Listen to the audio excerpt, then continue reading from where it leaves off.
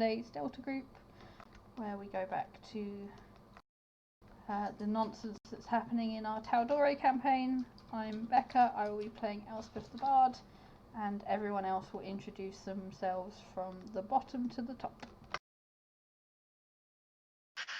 I'm Traz, I'm playing Cloud, the Tabaxi Rogue Warlock.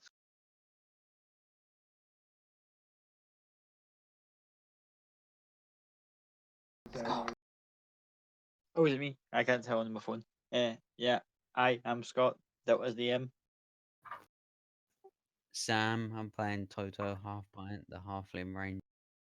And I'm Azuzu playing Copy, the Arcane Trickster Rogue. And as per usual, Amy is running a little bit late, so will join us when she joins us. And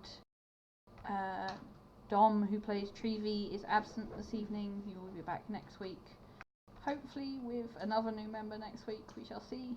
And I believe Sam has volunteered as tribute for the recap. Alright. So last week we were already attending a masquerade ball at the end of the session before, so we were there. We all reconvened in the kind of back garden area where Elspeth was having an evening with the gentleman we were looking for, called Jackson, who was a serial killer, killing working girls. Summoned or turned into some sort of shadow demon and escaped. So we fought the shadow, killed the shadow after blasting it with lightning and thunder and all sorts of crazy shit. Left the party, went and stayed at a fancier place because we didn't want to go back to the kind of inn by the park that we'd been staying in because Jackson had been seen there. The next morning, we got summoned by Lady Kima to the Platinum Dragon, where we met Jamon Saord, who was taking the Orb of Dragonkind we found back with him. Then Lady Kima kind of told us about a possible dragon where Fordak's lair used to be. Walking back, we bumped into Adria, where Toto kind of volunteered to be a tour guide. I think. Oh yeah, Copy got a tongue cut out. That's a pretty big one that I missed out. Copy got a tongue cut out by the clasp. So yeah, that was interesting. That was everything, I think.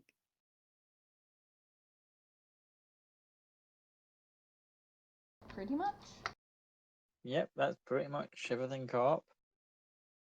So the party are now, last I checked, just following behind Toto, who's offered to be tour guide for Adria, as she's kind of new to Emon, never really been here before, and was being shown around by some chancer who, despite how awful Toto was rolling last time, the party being less wingmen and more of a whole squadron helping him out, managed to get on things back on track for him, and now we are just returning back about early afternoon, not long after lunch kind of time. How do you wish to proceed? If I remember correctly, Elspeth had said she wouldn't go on the tour because she wasn't feeling great. Trying to give Toto some time by himself. Okay. Cloud would join Elizabeth after last time he helped Toto with this lady. Okay, so you guys kind of just excuse yourselves. Noticing that Trevi's kind of just like wandered off into the distance and just like.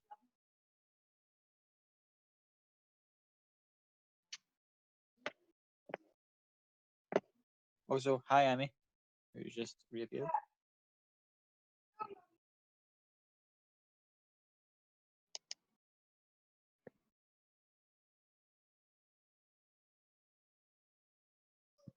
I assume she's not quite plugged in yet, so shall we carry on till she's actually here? Cool. Yeah. So, you guys graduated. Treevy's walked off, and Toto and Andrea are walking in. Hello. Hey, Hey, Copy, whereabouts would you be at this precise moment? Is everyone with going with Toto, or have everyone just gone their own separate way? Elspeth and Cloud have walked off. Treevy kind of walked off because Dominic's not here, and that would be easier. Elspeth and Cloud have walked one way, Toto and Adria going another, and Aka and Copy just kind of. I was kind of gonna go with Cloud, where Cloud was going. Okay, But so about 10 paces behind, you're following like a little puppy dog, just like. yeah, pretty much, but a bit more subtle.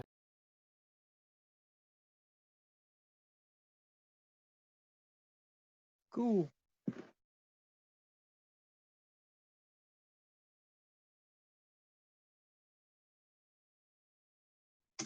How subtle So are you're we following talking behind. here? Like about 10 feet away, really. But I'm not particularly trying to stealth. I'm making it obvious that I'm kind of following behind, but not to the point where I'm being.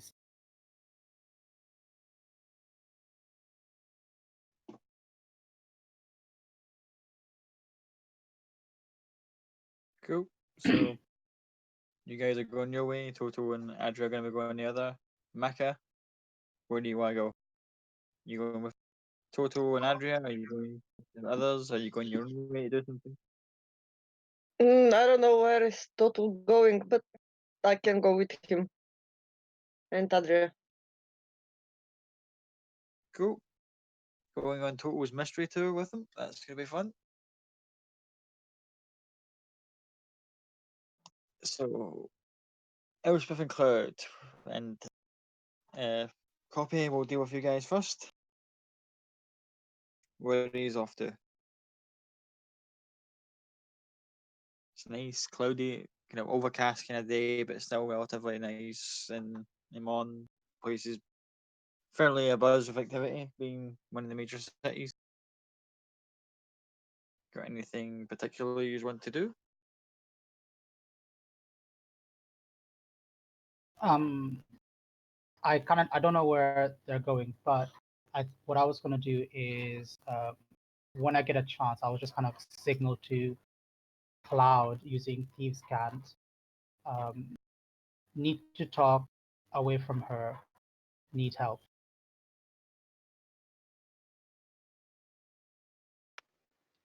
Okay. Assuming my perception, I easily see this. I turn to Elspeth. Where would you like to go, my dear? I didn't actually have a plan. I was just trying to give Toto some time alone. Although I can see that didn't work too well. But I do need to potentially go consider options to make me less easy to kill. So I may go and speak to our lovely Gilmore and see if he's got any options for me. So I'll probably go in that direction. How about yourself? Coming along? It's not worth splitting up too much, and we can go see how well the items we've dropped off are doing. So follow Elsbeth to the shop, and when we get there, I'll say to Elsbeth as I open the door for her, I'll be right there. I just need to have a word with Copy, if that's all right. Do you say Copy exactly? Sorry, I keep on Keep No, on no, reading it's your name at the roll 20, but no, you would have said Elizabeth. Sorry. okay. Just making sure because it does make a difference. Yeah, I understand it makes a difference. Just I keep on reading your name at the bottom of roll 20. That's all. But Yeah, no, it's a just yeah. just need to have a word with Elizabeth, Elizabeth, if that's all right, my dear. No, I'm really screwed. Okay, yeah, absolutely fine. I'll go in and have a chat. She goes in. I gesture for sort of like a alleyway just round the corner or something. Oh, yeah. Gesture. Guys headed off whilst Elspeth walks into Gilmore's. And do you want to do Becca first, or do you want to do us first? Well, if I'm getting the choice of who I'll do first, Yeah.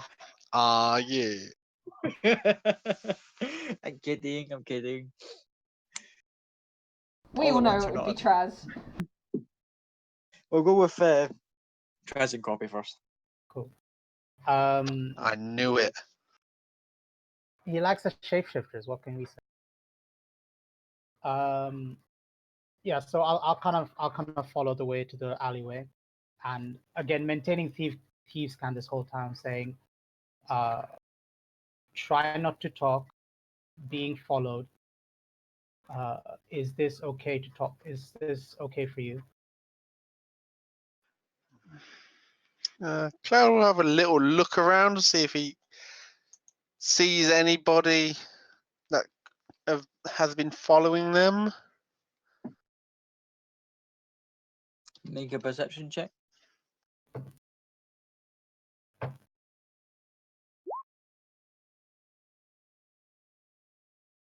Yeah, good dice. As far as you can tell, there's no one following you. So it looks back at Copy like a bit suspicious and just says, if you say so, what's the problem and what's the whole deal with all of this? And gesturing to the thieves' camp. I'll gesture back, saying, when saying, I overheard some rumors that Toto's being targeted. I tried to deal with it so that Elspeth and the party don't have to worry about it. I couldn't do it. They were too strong. I need help.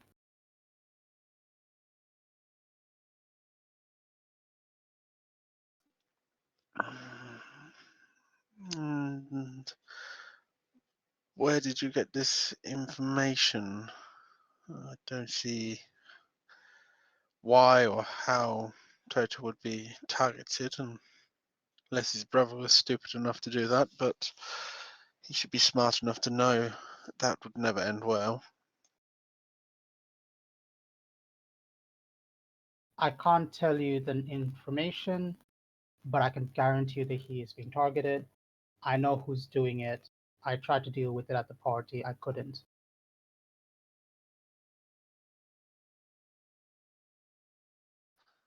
Now, if you let me know, I can sort some stuff out. Who's targeting him?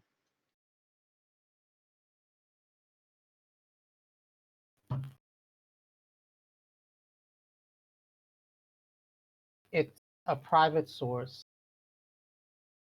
but I need you to trust me just this once. Well, you're asking for a lot from you who's not been that forthcoming, and then you're doing this, and he's again gestures to the thief count gesture in possible public. It's not something that you sit and have a conversation with. Because I failed, I'm being targeted. They're following me as well. For everyone's safety, I'm trying to keep it as discreet as possible. this is the only thing I can think of that you would understand. I need an hour of your time this evening to maybe sort this out. It's one person, and I can't do it by myself.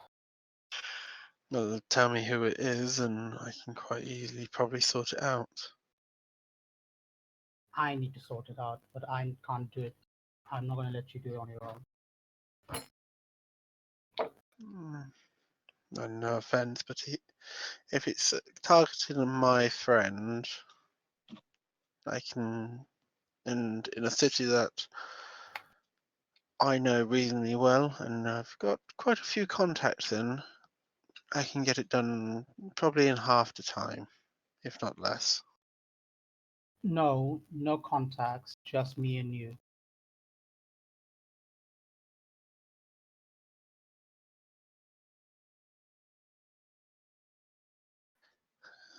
No, this probably won't work, but can I make an insight check to see if she's legit? And copy. If you're being honest, then Okay, so that's a bit of a layered question because I am being honest, but I'm not being 100% forthcoming with like names and things. So is that a deception check, or would that just be a persuade? That's a normal persuasion check. I'll say it's a normal persuasion check because it wouldn't be classed as like you're not proper bullshitting, but you've Okay.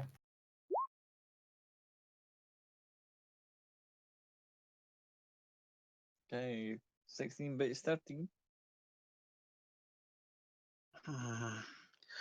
Fair enough. If it's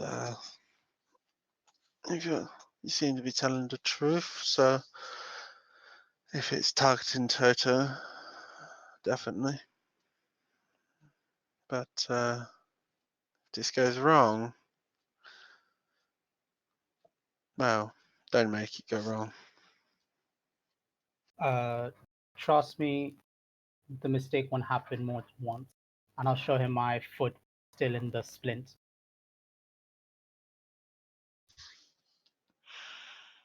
You yeah. You make friends wherever you go, don't you? And he sort of taps her on the cheek a little bit, and then heads into the shop. I'll Cool. follow into the shop. While you guys were talking, we're gonna jump back a few seconds with Elspeth walking in. Doesn't seem to be anyone behind the counter immediately as you walk in. I will call out, hello, anyone home? Coming out from behind the kind of beaded back door is the case of it's Gilmore himself. Well, hello, young lady. It's good to see you again. Hello, my dear. I don't think you get to call me young, though. I'm at least, what, 4 times your age now? Well, you certainly don't look any older than 3. It gives you a little sly wink. I am coming in because I am hoping you may be able to help me. I seem to have found myself involved with a group of individuals not quite dissimilar to your friends Vox Machina. The problem I'm having is that when we end up in a fight, I tend to end up unconscious. It's not pleasant. I am hoping that the wonderful Gilmore will have something that will match my style, because let's be honest, darling, you are one of the most stylish people ever, and will keep me not dead,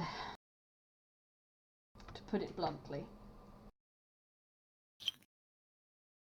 And just let folds down and goes, well, I could certainly try.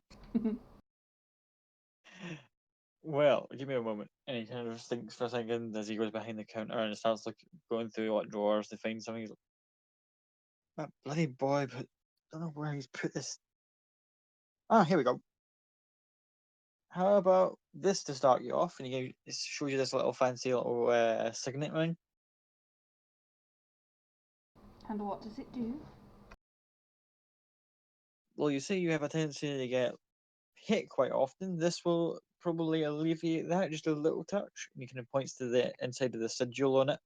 at the signet ring, and it has a little shield on it. Is that a ring of shielding? Yes. And would Elspeth know if that works with armor? Because I know, because she'll be aware that there are things like, I don't know who has them, but there was some braces that you can't wear armor with.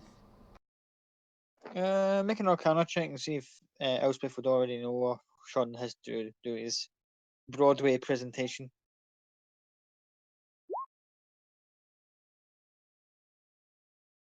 Oh yeah, you're aware of the difference. Bracers of defense can usually only work with people without armor. You've encountered that kind of thing before, but shield itself, the spell thing that wizards tend to use quite a lot, is a case of once it's active, protective barrier, it makes them a lot harder to hit. Okay. That could be interesting. Could be useful. How much were you At the thinking? moment, well, at the moment, it is the easiest thing I can probably offer you, and it will probably cost you 800 gold pieces.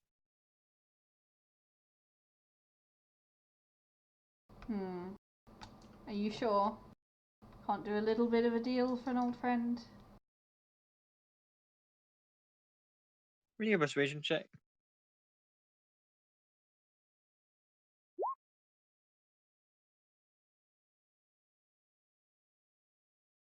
He goes, I don't know. How does 600 sound then?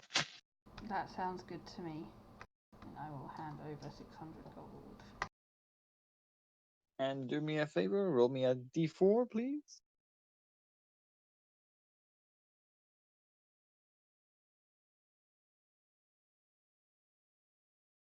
Three, lucky girl. That's 3 charges of shield that will recharge every dawn. So, get 3 uses of it before it needs to set back a charge. Cool. Here's now that only because it's you. If anyone else, I would have to bump that a little bit higher. Oh, of course, darling. I completely understand. And at that point, the others will walk in. Ah, you've brought some of your lovely friends along with you. Is there anything I can do for you fine folks today? Can I have a peruse around and see if there's anything particularly interesting around?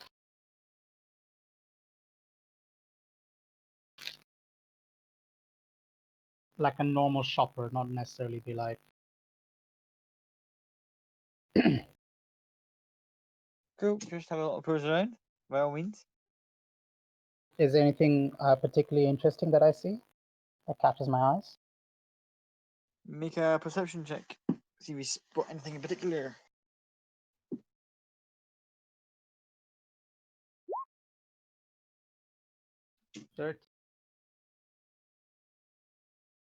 13. Couple of minor magical items. You notice that there's a particularly shiny looking set of like plate armor just kind of hanging on a mannequin. Anything else, it's all just a menagerie of wonderful but nondescript items that you're just catching your eye on. Cool. I'll kind of shake my head at Gilmore and just give him a smile.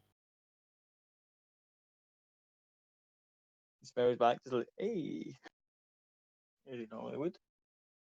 And what about you, my friend? Kind of looking at Cloud. Just accompanying my lovely friend here, gesturing towards Elizabeth.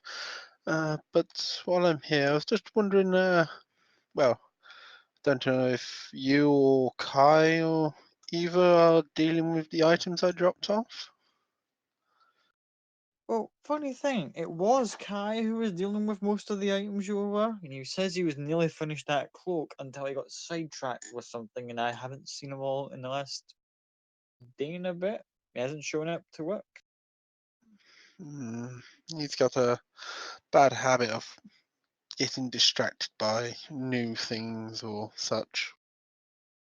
He said something about someone dropping off a very bizarre looking piece of clothing, and then a couple hours later he I checked back right now, he was gone. And he kind of just throws his arms up into that sort of like, not heard from him since. Interesting. I'll probably have to have a check on him. I hope he's still staying in the same place he used to. Yes, he's putting the coin by to get himself a little more tarted up place, but he's still in the same little.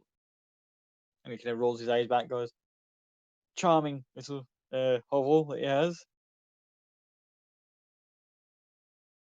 I've been rather busy, otherwise I would have checked in on myself, but business is business. I understand. Save you the trouble. That would be may appreciated, friend. If you can let me know how he is, if he's feeling a little bit ill and under the weather, I can have someone come around and give him a hand. If he's just decided to play hooky for today, I'll give him a little slap on the backside next time I see him.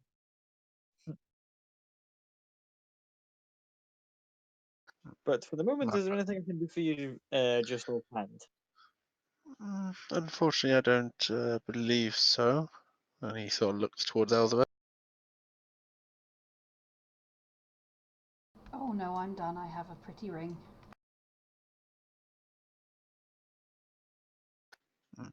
Pretty ring for a pretty lady.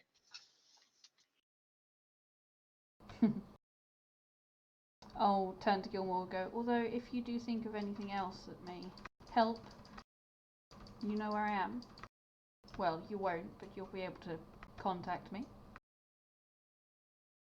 I'm sure I will. Especially if you're emulating a good old bunch of friends of mine. He kind of just looks at all three of you and stares blankly as if he's expecting the others to walk in. Don't worry, there are more of us. Just not here at the moment. They are away doing other things. Oh, while I think of it, there was a gentleman in your shop the other day. We've come to discover his name is Jackson. I don't know if you know anything about him or where he might stay. And she'll describe him as well, so top hat, cane. Top hat cane sounds like a lot of gentlemen, and then he kind of goes, "Oh, that fella, he gave me a very bad vibe. He should Charming do. fella, I'll give him that, but it just seemed a little bit." And he does that sort of like hand wavy kind of vibe thing going on. I'll pull up my top a little bit to show the scar and go, well, he did do that. So yes, your vibe is a bit spot on. It's like chipping marble. How dare he? Just kind of looking at the scar. Good stories to tell the kids. He kind of looks and he goes, "Oh, kids." No, not ever going to happen. I jest. I know about the orphanage. I know about the orphanage. But no, apart from he came in, made a few inquiries about certain items. That was about it. He just was perusing the shop.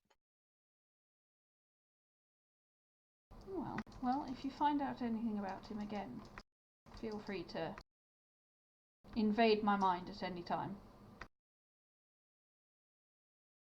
He has a coil up to coil and goes, "Are you sure? Anything?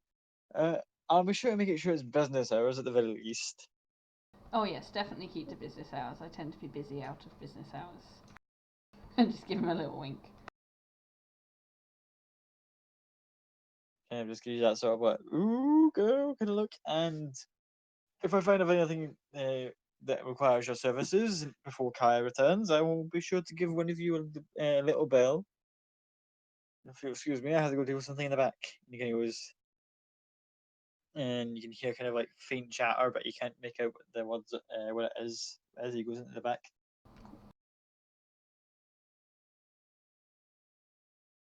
And I will turn around and go, I hope you two enjoyed your little chat.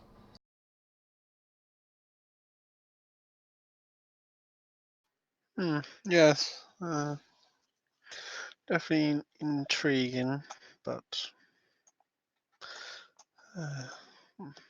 trying to get along.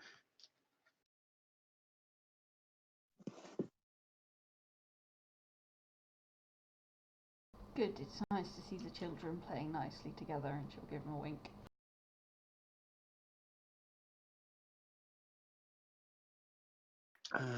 Well, if you have everything, if there's anything else you may need, otherwise I'd wouldn't mind swinging by Kai to see where he's gotten to.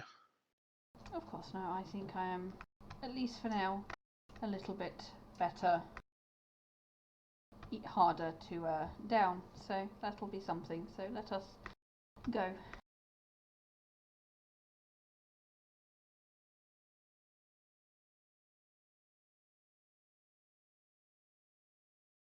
And I will indicate for Cloud to lead the way. I'll start heading towards Kai's place. Cool. It will take you a little while. I kind of go to his place. He's kind of in a more not secluded, but kind of more out of the way, kind of. As Gilbert describes, a hovel that you can always in, kind of more like a hoarder's place from what you remember of all this random crap. Yeah. Anything that looks shiny or interesting. Yeah, you kind of recall back and goes, you thought it was a den of kenkus that lived there the last time you popped by, and you can only imagine what kind of mess it is now that Gilmore's, financing these little habits. But you head off, and whilst you guys are making your way there, Toto and Maka, let's just slide over to this. This is something I've been looking forward to all fucking week.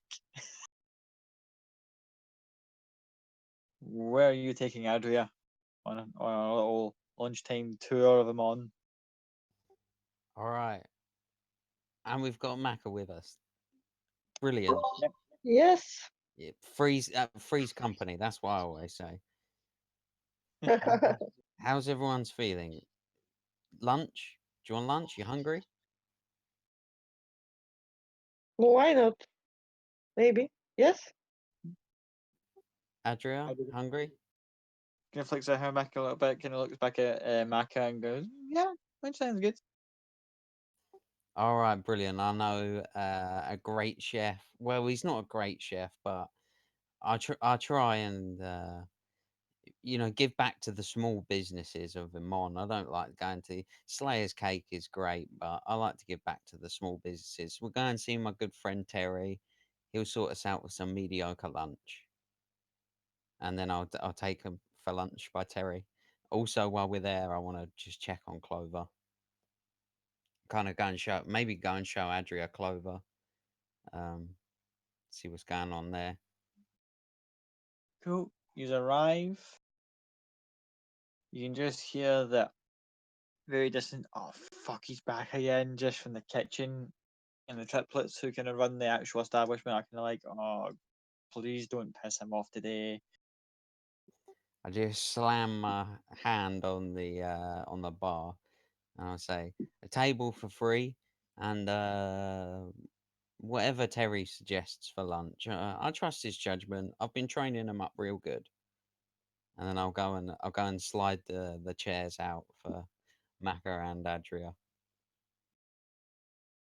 Cool. Adria puts her bag down and kind of just sits in the gym. It's quite a nice little place here. Yeah, it's not bad. We've been here for a little while. We've been just kind of staying here. I've gotten to know the staff real well, so yeah, it's just the kind of guy I am. Just make a bit of a name for myself. Uh, I'll just fuck off, Susie. And then yeah. Nice. Have you met Maka before, Adria? Have you two met before? She kind of looks at Mecca for a second and goes, I think I've seen her before.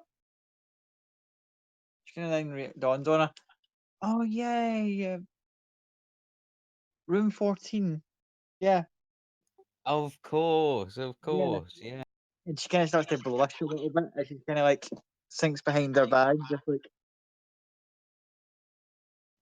Did they ever fix that burnt room that Macca had?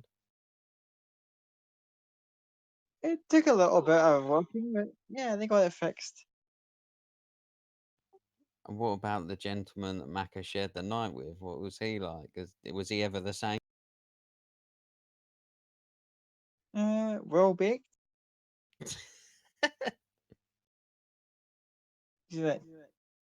Because he worked at the new Slayer's Cake in Restaurant, and also kind of pointing to him, I kind of just like doing the whole sort of like almost childish like fire gestures of her hands. Oh, wow. Oh, Macca. She's always doing that, burning people. Yeah. So, how long are you going to be in Amon for? I'm trying to look really innocent. Oh, I can picture just that sort of like anime schoolgirl kind of things like, well, I don't do things where there's like a pile of bodies behind you, just like burning. Not to self-commission that shit for fan art because that'd be fucking awesome. Just like, hey, Mecca, I'm innocent, totally. There's no one to tell me otherwise. Just pile of bodies burning behind you, little bonfire. Yeah. As you guys are joking around, one of the triplets comes over with like a little tray of what looks like just like a little sandwich pack and goes, uh, excuse me, sir. Yes. Says, these are for you. And she Uh-huh. basically, Well, please help yourselves, ladies.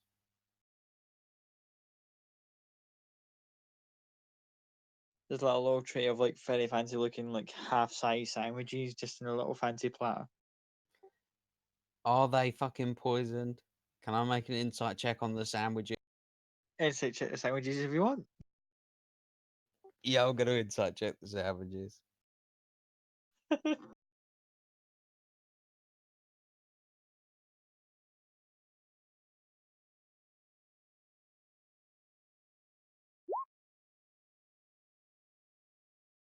Seven. You're just like checking, just like, oh, wait, hold on.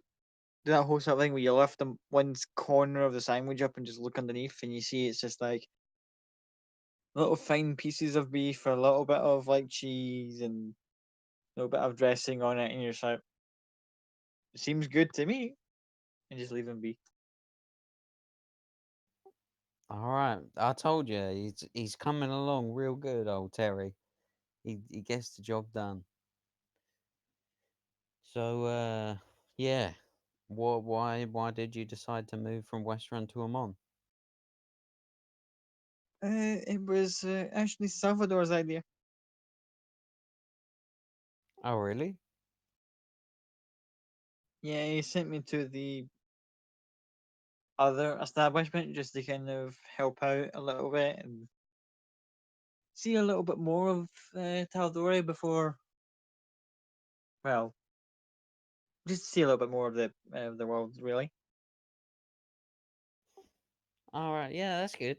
I mean, I've started seeing a little bit more, and there's a lot out there. Um, I mean, West Run's great, I guess, but it's nice to see other places.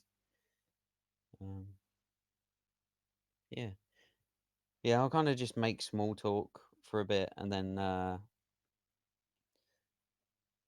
kind of take her out to see Clover. When we're finished eating, I'll I'll tip very generously, and quite obviously tip quite generously, just to show off a little bit. Cool, how much leaving as a tip?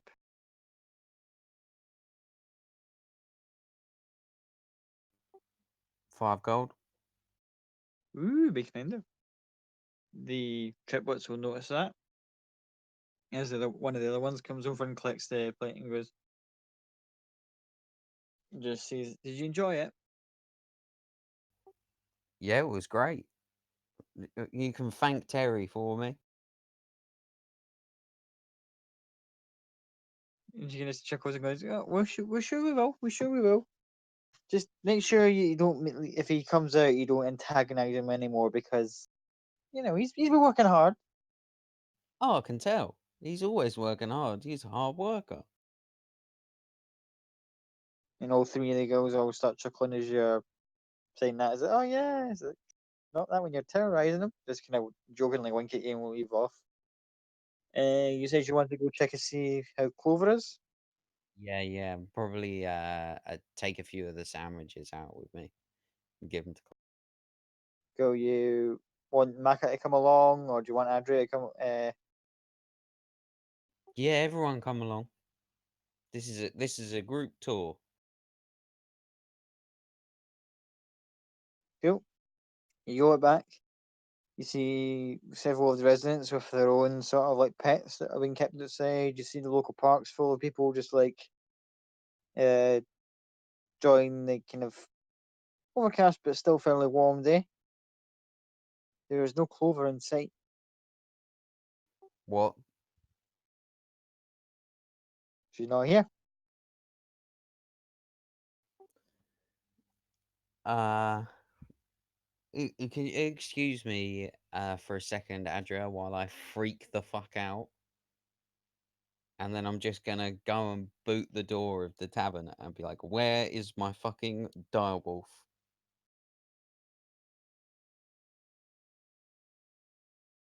Everyone in the whole tavern just comes to an abrupt halt and quiet.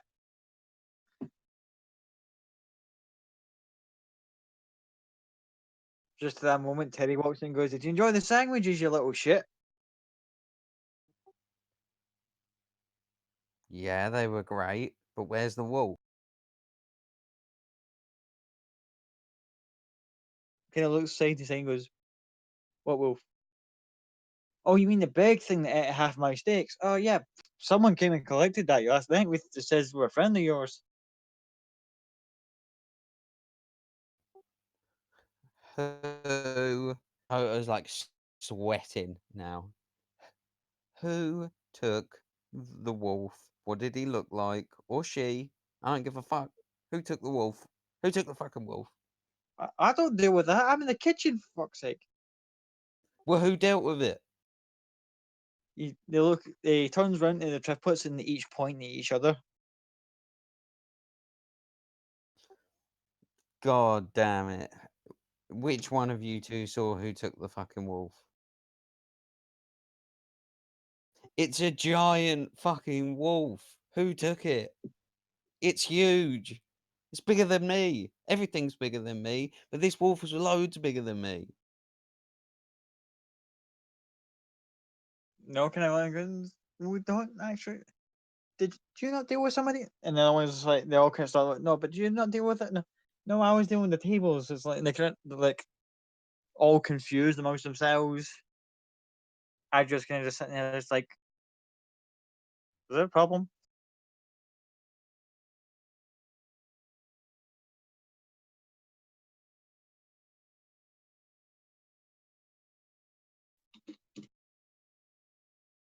I'm back. Yeah, there's a really huge problem. We have a giant pet wolf a lot, and it's gone, stolen our pet.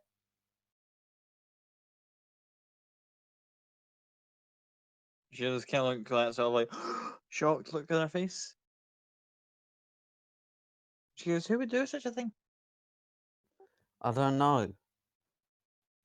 It's the worst crime I've ever heard.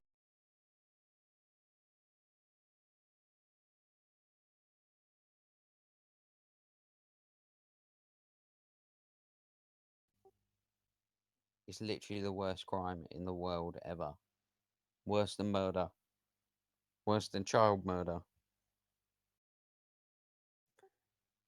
I'm gonna get on the headset because I know that Elizabeth is with Elspeth, and I'm gonna say, uh, Elizabeth, we have a big issue. I know that you're with Cloud and Elspeth right now. you need to let Elspeth know that Clover is missing. Clover is gone. Clover is missing. I'm freaking out. I don't know what to do. I don't really have the smarts to deal with this kind of situation. You got to send somebody. You got to send an adult. And then I'll turn around to Adria, like sweating my ass off, and just smile and stick a thumbs up. Make a deception check.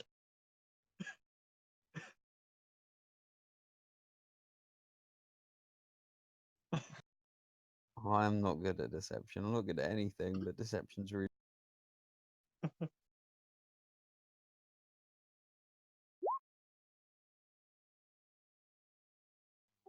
I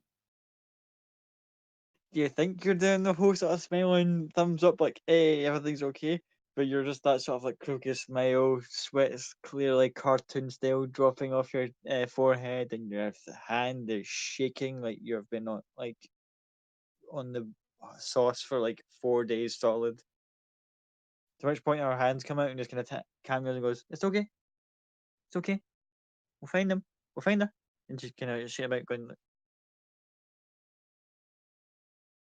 okay. Oh, okay. Okay. Freaking out, but it's okay. Oh shit. We've lost the wolf. All right.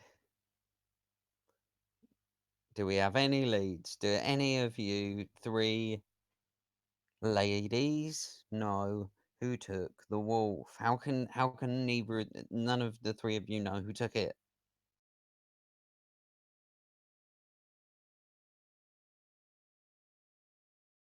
they'll look at one another, kind of going, "It's a very odd evening, to be fair,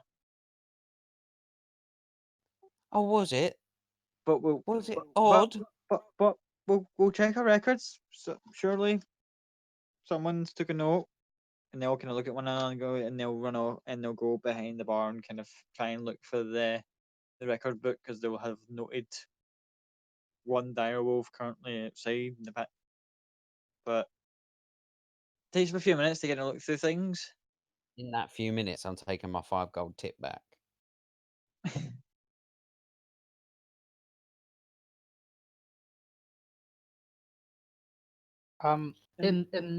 Sorry. No, you go. In this time after receiving the message, can I just tap Cloud on his shoulder and just kind of thieves count again, saying, Doggo missing. No, Toto messaged, Doggo missing. Don't know what it means.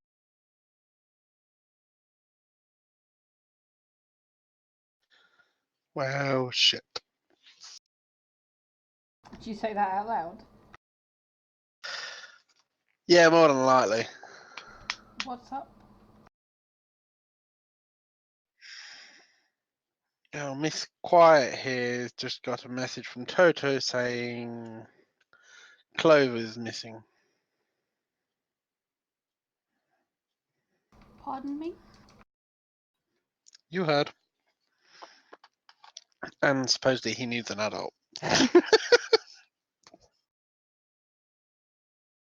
Sorry, I just love that part. Me too. Yeah, it does. That's a quote for the game today. Just like, "I need an adult." Toto, this 70-year-old halfling standing in the middle of a tavern just going, I need an adult! Well, I will go and see what is going on with that. How about you two carry on to Kai? And I will meet you when I have found out what has happened to Clover.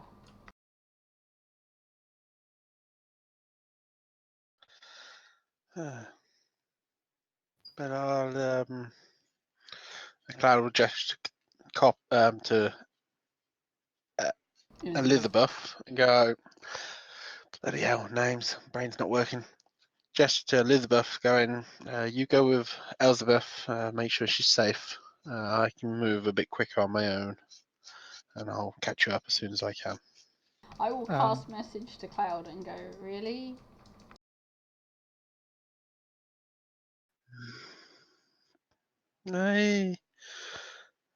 Trust me, I think it's alright. Okay. I will take his word for it and go, come on in. I'll follow behind Elspeth. Cloud will dash off towards Kai's. Cool. Whilst you're dashing off, we'll say in order to get back to that tavern in particular, it will be about 5-10 minutes to get back to there with both Copy and Elspeth in tow. We'll deal with Cloud as he's dashed off to Kai's first. You get to his place, doors shut, windows closed over. Yeah, first thing, knock on the door. Okay, knock on the door. No answer. Um,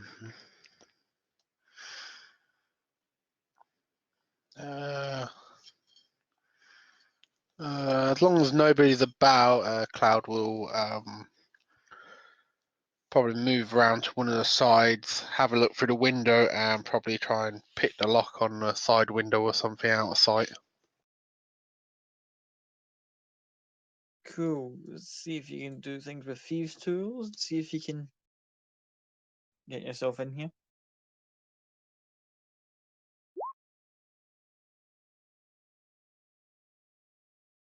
Yep. You're remembering that Kaya has not only just like magical means, but he's a little bit of a dab hand at making sure things don't get broken into and stolen. So you managed to circumvent these little anti-lock picking devices and just go, okay, good boy, pain in the arse, but window opens. And you step in. Hop inside, and even though the place is probably already normally a mess, have a look to see if it's like a mess, like there's been a struggle, or just see if he's around here or whatever, if I find anything. Investigate. CSI am on at this rate.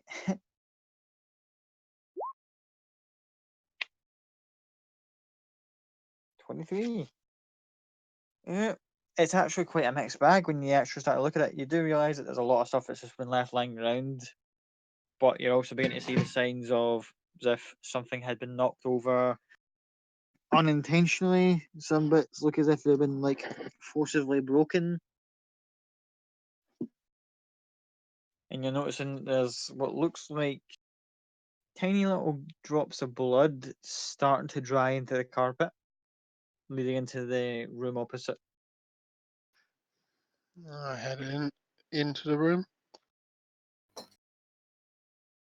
You head into the room and you can see there's little like kind of like the soft wooden areas of the hallway that you're walking into. It looks like there's like markings on the wall as if something's came through and bounced from side to side. Then you get to where it looks like the kind of cellar door. It's closed over but unlocked. Open it and have a look in. You open it. Again, the little blood trail starts to go downstairs into the cellar. I head down. You head down, and with your passive perception being what it is, you can almost hear like a noise at the other end of the cellar, kind of tucked in behind a pile of boxes.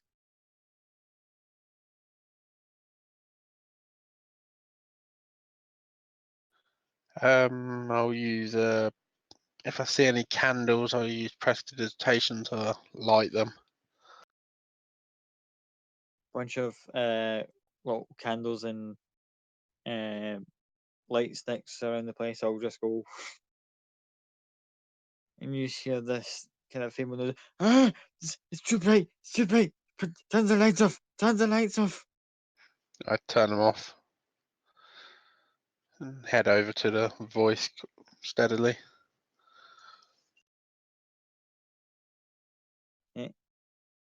As you walk over, you see lying on the ground, trousers still in place, but this strange leathery skin-like waistcoat forcibly, you can tell right around like the areas like the neck and the underarms, near where the armor elbow is.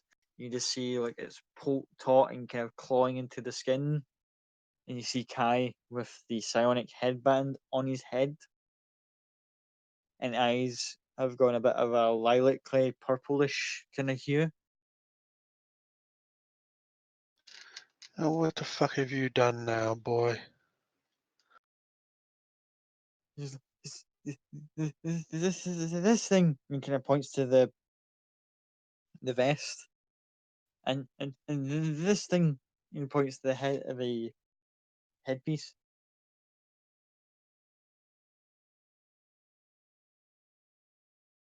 They talk to each other. This is the living things. Right then. Well, we need to get them off. And he pulls it from behind his back, a knife that's covered in blood, and goes, I've tried. And he gestures down the way, and you can see by his side he's tried to basically this thing looks as if it's stitched onto him, and it's clearly evident that he's tried to pry it off to no success.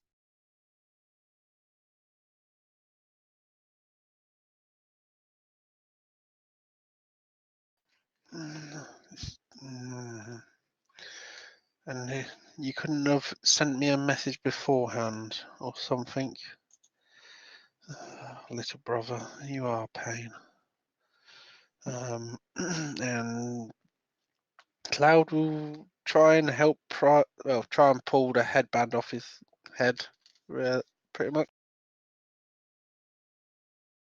Okay, see, as soon as you put your hands on the headband, he's like, please get it off, please get it off.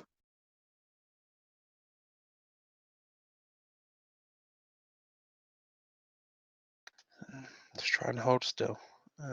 Cloud will try and grip onto it the best he can and get it off his head. Cool, make me a strength check.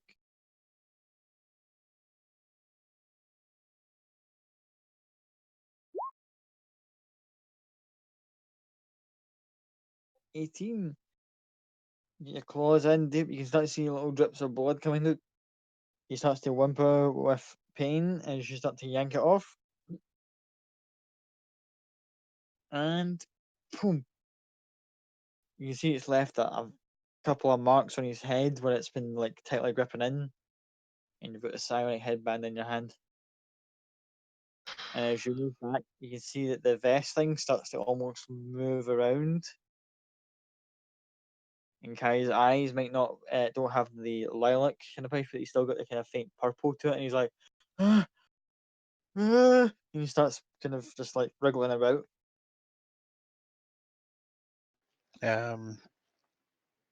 I'll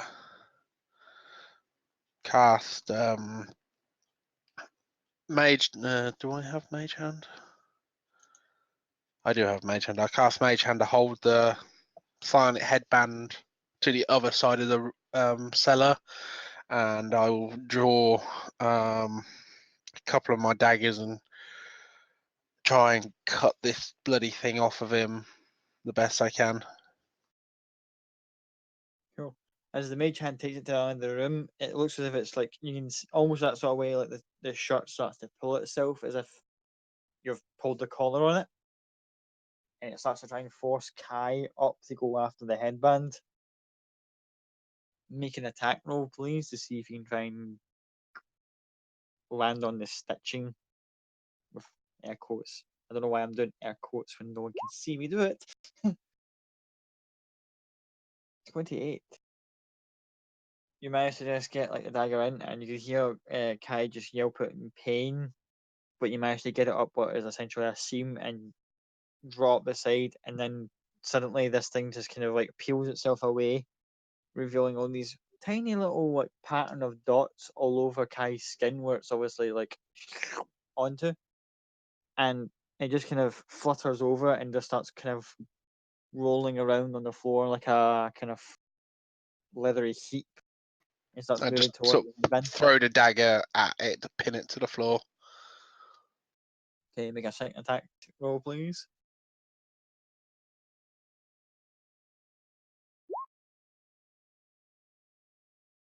(14). It manages to kind of slip away from the dagger, turns round, and again, it's still vaguely kind of coat shaped or waistcoat shaped, but it's kind of like maneuvering itself around almost like some sort of like parasite looking organism, and then just kind of darts away into like a part of the cellar. I am Venom. Sorry.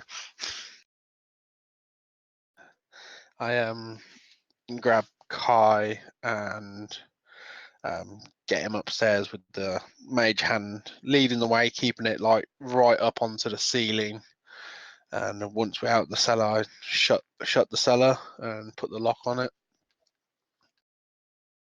Cool. Just as you turn around and shut the cellar door down, you can just see faint little purple lights of like little two set here, two set there, two set there.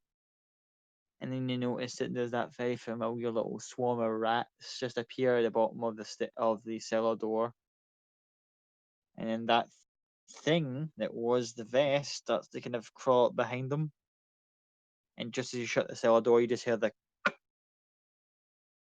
as if it just like slammed itself against the door. And then when you lock it, it's obviously like once, twice. There's not a third hit. Everything goes quiet, apart from Kai whimpering in your arm, under your arm.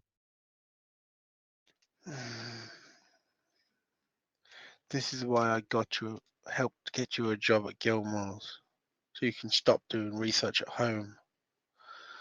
For this very purpose. When things go wrong and nobody's around, you're pretty much fucked, aren't you? He just kind of looks at you again. The coloration is starting to come back normal in his eyes, and he's just sitting there, just like mortified. I could hear it. I could hear it in my head. What on earth was that shirt thing that you had on? It's some sort of like carapace, like living carapace. I don't know what the hell that's from, but it's not natural. Yeah, but where did you get it from? Where did it come from? Someone dropped it off at the Gilmore's there yesterday. Female? I believe so. They were all. Yeah, it was a woman. Yeah. I wave my hand across my face and take the form of Dr. Woodrow. This person? No, but that person does look familiar. And he looks back towards the cellar door and goes, that thing showed me her face. And another face that's kind of more like, and he kind of does that sort of like, puts his hand on his chin and starts gesturing as if like tentacles. Again, then I show Woodrow's true Illithid form, like this. He freaks the fuck out. Ah, it's no. Oh, come on, behave, boy. I dropped the illusion. Right.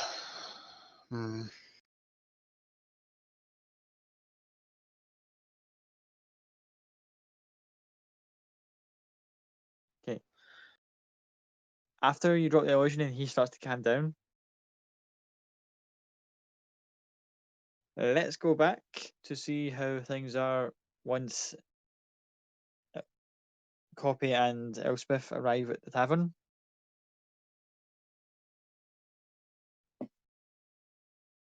We've still got Toto kind of panicking with Adria and Maka by his side. What do you do? I hear we need an adult.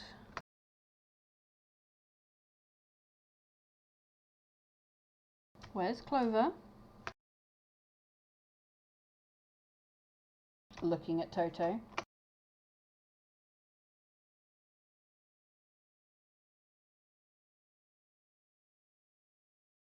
Oh, Sam, if you're talking, I can't hear you. Can't hear you at all, Sam. We miss everything. Am I back? You are. Yay, back. Yay. Right, yeah. We came here for lunch, went outside to give Clover some sandwiches, just go and check on her, see how she was, and she's not there. And Terry says that somebody came and took her last night. I can't get anything out of the triplets. So when he says I can't get anything out of the triplets, detect thoughts instantly. And aiming at the 3 triplets. See, this is a funny one. Have a look. Just surface thoughts to start with. They're confused as all hell. And then I'll aim for Terry. Again, just surface thoughts. You guys are thinking, imagine if I somehow managed to bullshit that they ate the wolf. That'd be funny just to see the look on his face. But this seems like a serious fucking issue, so I better not think about that and just kind of. He's thinking of it in hindsight. He wished he could have. He's actually kind of glad he never fucked around with bullshitting you guys about doing something to the dog, because seeing Elspeth kind of steamroll in here is kind of like, okay, I'm glad I'm not involved in this. And I wonder if he actually did like those own sandwiches, or if he just being a dick as usual. That's about all you get off him, off his thoughts.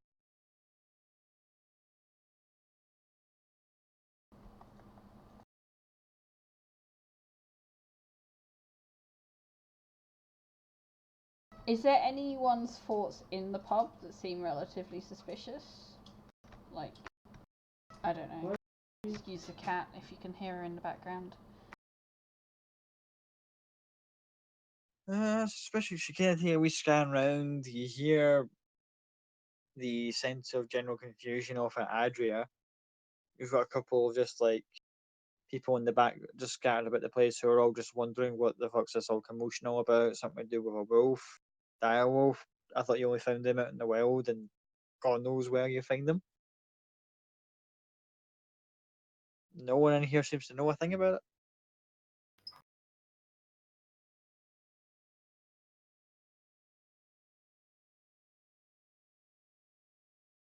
I'm gonna turn to the 3 triplets and go, so one of you has some kind of idea what happened to the dog. There is no way that someone walked in and walked out with a giant direwolf and not one of the bar staff noticed. Now I am not stupid, so I am giving you one chance and one chance only to tell me what you know about who walked out with the dog. If you don't, you're not going to like what I do next. They're all genuinely looking at you as if like, we have no idea what's going on here. Who else We're was just on as the worried bar? about that dog now as you are. Who else was on the bar last night? As I said, there is no way that someone walked out of this pub, this inn, without someone behind the bar noticing it. So if it wasn't one of you 3, it was one of your staff. Name them. Most of our staff were off last night. It was just 3 of us and Terry, mostly.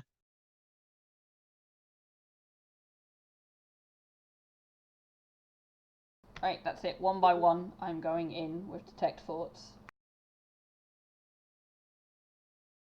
Okay. From left to right, I don't know, I don't care. Okay, from left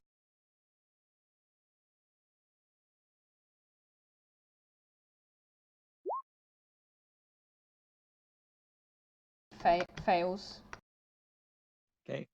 Middle. Saves. And on the right. Saves. So the one on the left fails. All three of them will know I'm in there because I will make sure they all know I'm in there.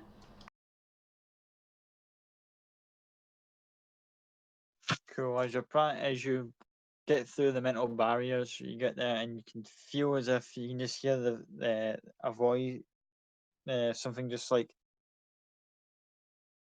But there's something odd once you get in there. So it's almost as if like the corners of like the images in our mind are just a little bit off about her just carrying on her business. Someone whose likeness is not quite in focus comes to the bar and then leaves a couple moments later after saying a few words once he's kind of gathered up the triplets to say something.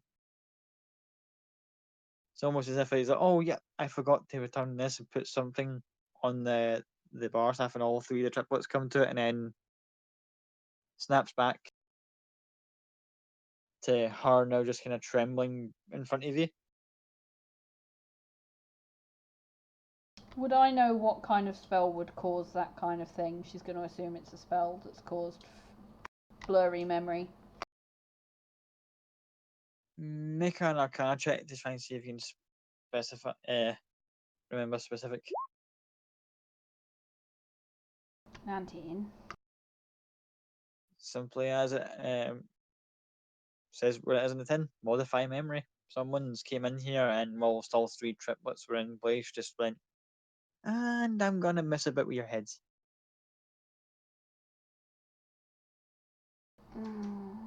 So she'll say to the others, they have had their memories modified. Someone has deliberately stolen Clover, and I will narrow it down to 2 people. I will cast message first to Vincent and go, oi, asshole, have you got my dog? If so, I want her back now.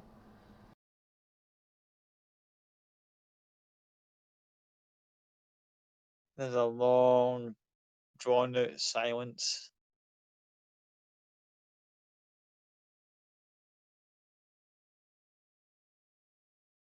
And then there's a very faint and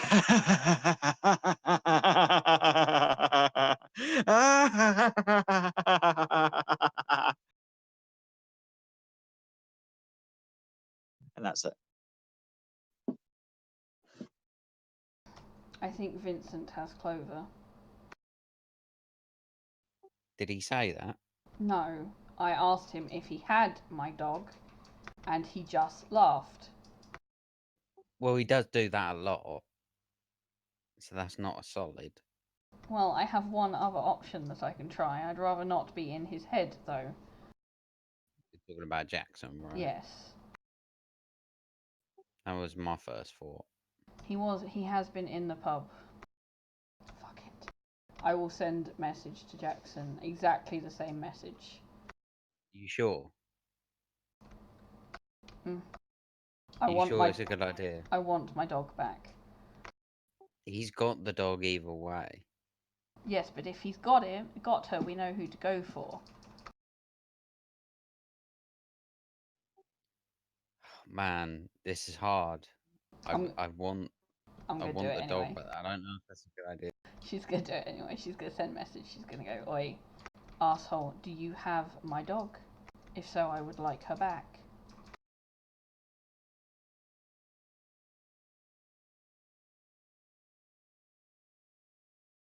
There's a long drawn out pause again, and all you hear is a very, very distinct tutting noise that's always behind you back. Can I insight check the tutting noise to see if it sounds like a disappointed should look after your pets better tutting noise? Yeah, Maybe it was you jumped into his head and called him an arsehole. Exactly. He's like, what dog? 23. all of the above, like, oh, that was kind of rude, and you should really take care of those closer to you, kind of. He has my dog. I'm gonna fucking kill him. Absolutely gonna kill him.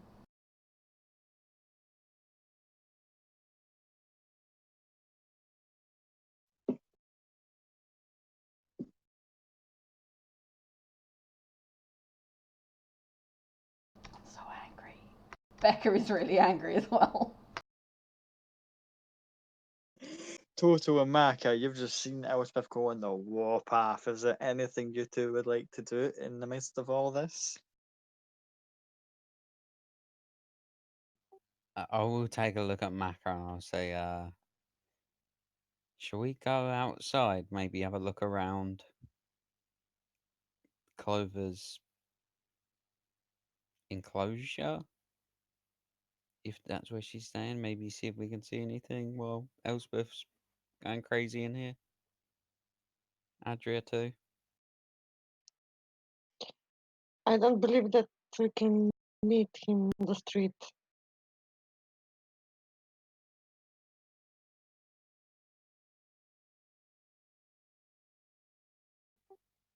Yeah, we might be able to, but we might be able to find something if somebody broke into Clover's pen. I don't know. Maybe they left something behind. I don't know. I'm not very good at investigating shit.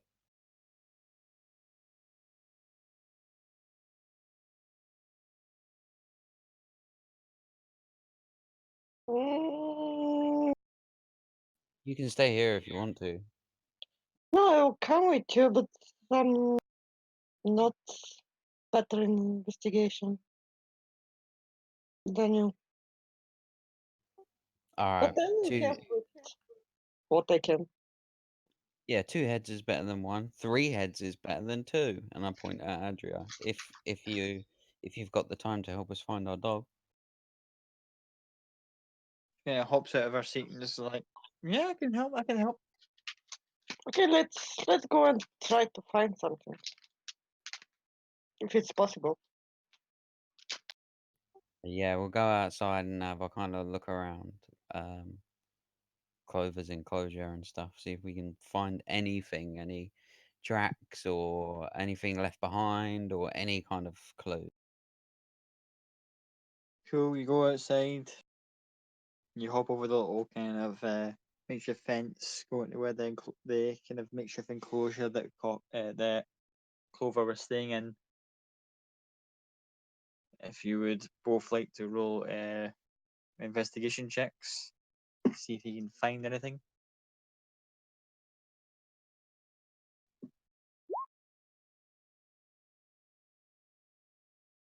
I ain't seen shit.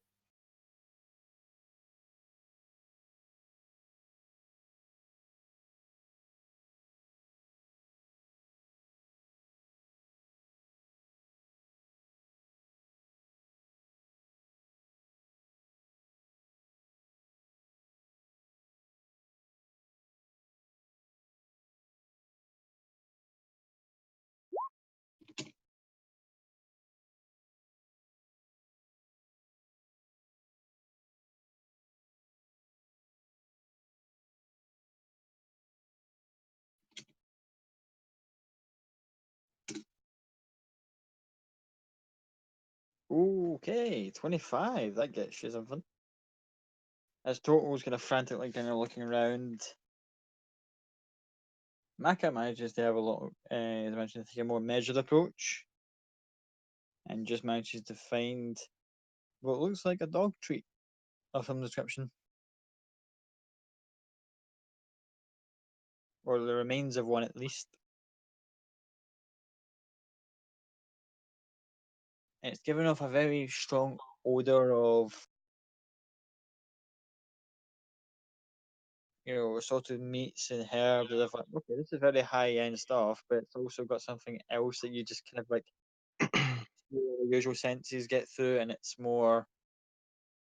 And as you get closer to your face to try and get a stronger with it, it's like very strong, almost chloroform like. Sort of like, whoa, okay, I think I know what happened to the dog. It was knocked the fuck out. or at least given something that eventually would render it immobile.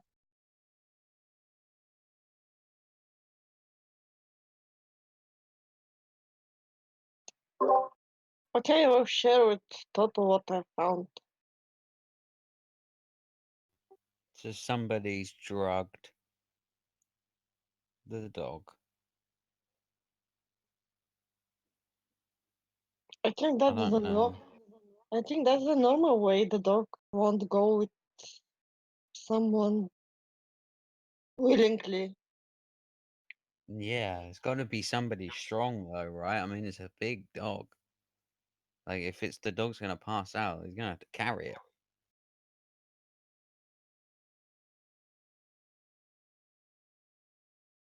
Maybe it's not only one person.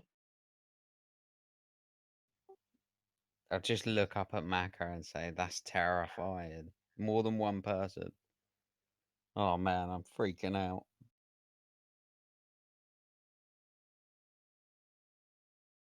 It's got to be one of them two, isn't it? It's got to be Vincent or Jackson. I can't think of anyone else.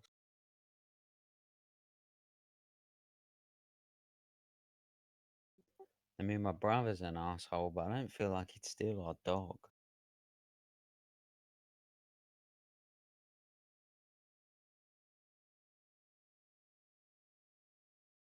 Maybe we should take this in and go and show Elspeth. Do you know what to do?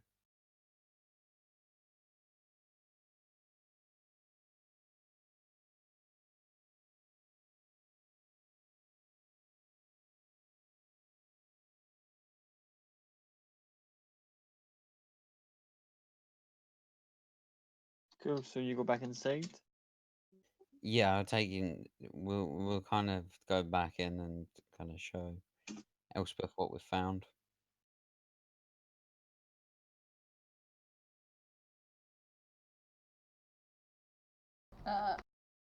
Elspeth is not there.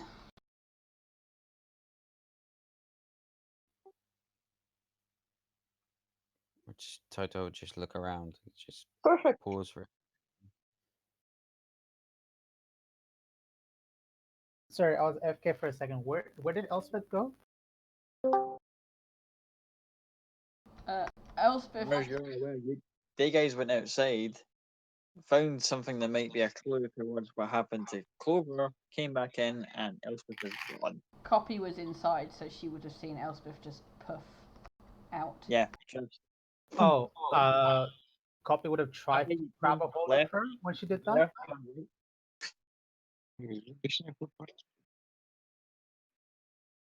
Sorry, you went a bit robotic there, Scott. I think both of you were trying to talk while Ami's mic was open, so you're both Oh. echoing. Sorry. Copy would have tried to grab a hold of Elspeth while she was kind of dimensioning dooring out. Make an athletics check to see if you get a hold and go with her.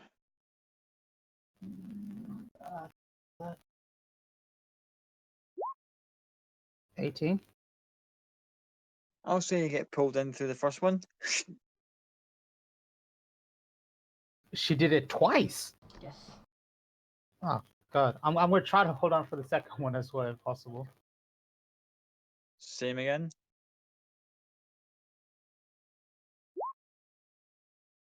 Second time, then nope. As you appear back and go, the sun sort of like motion is like, okay, you teleported, then turn around and she disappears again. And as you try and grab her, you've like grabbed the air, just like, damn it. Do I? Would I know where I am roughly in Imon? You're a fair bit distance away from the tavern. In fact, you're actually almost in the exact same neighborhood that you landed the day before, in a bit before. Yeah. The earrings are You look telepathic. down and you're like literally 6 feet out. No, you're literally 5 feet away from the same spot you literally landed on. Oh shit. Deja vu is the worst enemy. And you said You said the earrings are telepathic, right? So I'm able to communicate through them. Yeah. I'll send a quick message to Toto. She disappeared. No idea where. I'm lost.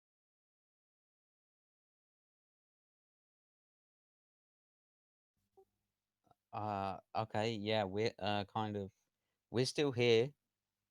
You're right. You're not here. She's not here. Are you inside? Are you outside? Are you nearby? If you got any idea where you are? I'm in Iman, but I'm very far away from the tavern. If you're gonna be there, I'll make my way there. You know what? I might walk Adria home. So do you know where she works? No. What's the place called, Scott? I actually can't remember. I was trying to find my little notepad I had with the name on it. I can't remember off the top of my head, but we'll say you've said the The name. Emerald Heart. The Emerald Heart. The That's what it Emerald was. Hut. The I Emerald knew it Hut. was a jewel of some sort, but I couldn't remember what it was. I just turned to my cloud note page. Oh shit, yeah, it's Cloud Sister's place, isn't it?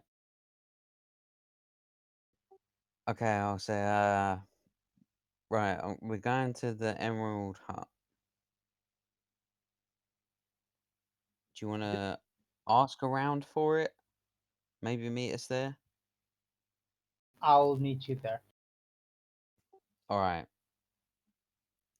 And I'll turn to Adra and Maka and say, well, I'll turn to Adra and say, things are getting a little bit crazy, like fucking always. Maybe I can walk you back to work or something. You don't really want to be hanging around all this drama, do you? She kind of cocks her head to say and goes, I can maybe help. How so? She goes, well, I can. I've been kind of, and she kind of goes a little bit blushy at the thing. She goes, I do have certain uses. Like, and she kind of fumbles about inside of one of her pockets and pulls out a little symbol thing that she got in her hand. And goes, I've got some. If anyone gets injured, I can maybe help out. Oh shit! You, I didn't realize you were religious. I helped.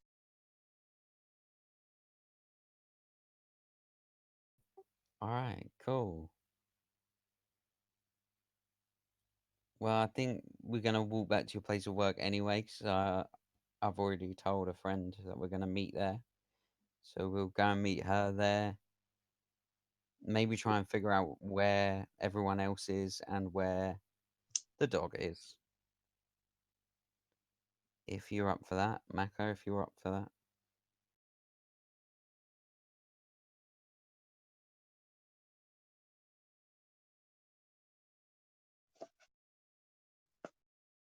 Does Maka agree? Go along? Offer counterpoint?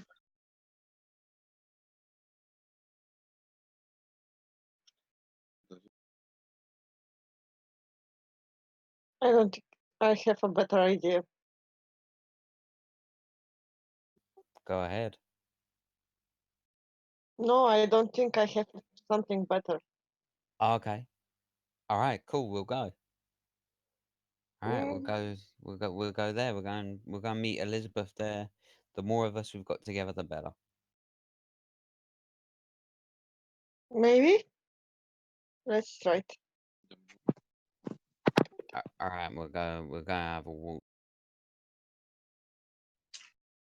Okay, as you guys, with Adrian and Toe, head off to the Emerald Heart to walk Adria back and meet Copy there. let's jump back to see where Cloud is getting on. We're still terrified. Kai sitting there with him. What's your immediate plan of action? You've got what look like a swarm of cranial rats in this weird, leathery, parasitic vest. It's now came to life, it would seem, is now evidently stuck in the basement.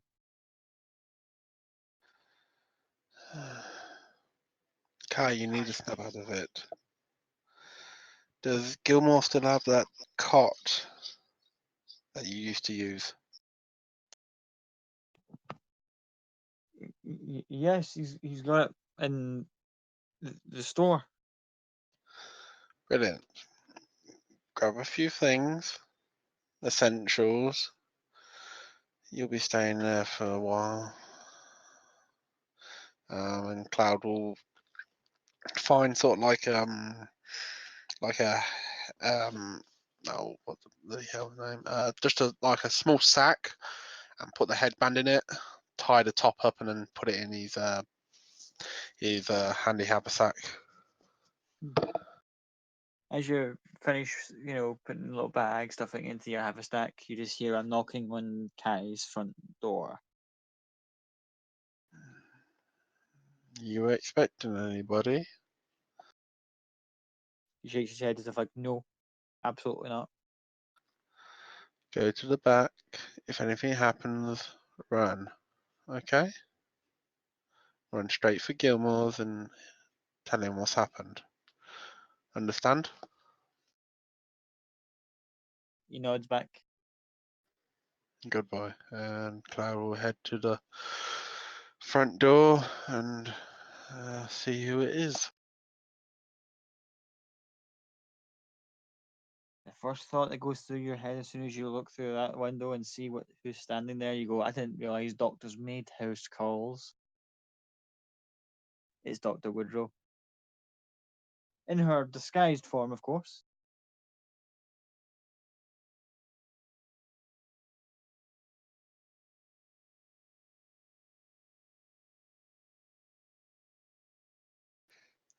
I will take on Kai's form and open the door. You're almost taken back by the fact you actually opened the door and goes, oh, that was easy. You have a few things that belong to me, young man. I would like them back. I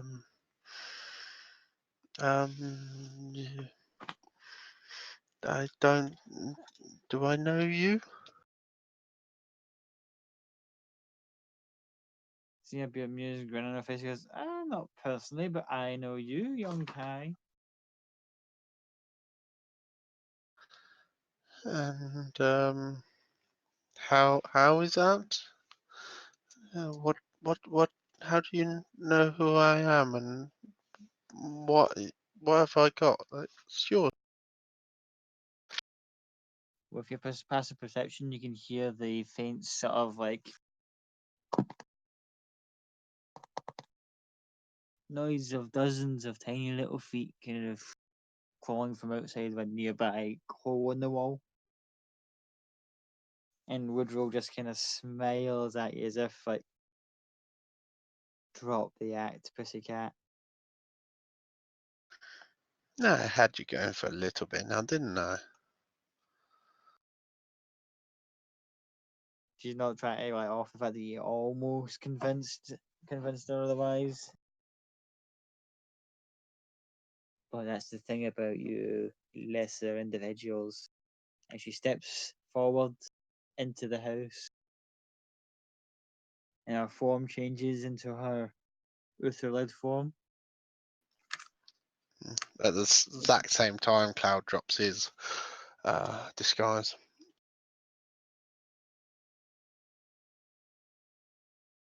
And her voice now has a kind of also a tone that I can't obviously do. She's going, now hand over my things.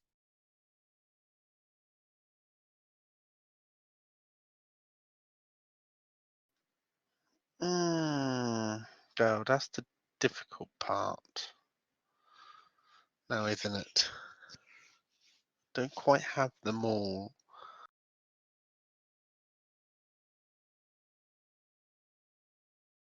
You still hear the scuttling of the rats coming closer towards you at the back.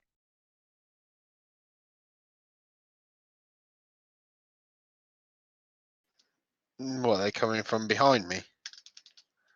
You can hear them somewhere in the house, but you're not. You can just hear them. You can't pinpoint exactly, but you know that they're no longer in the basement. That they're finding holes somewhere in the house and getting through.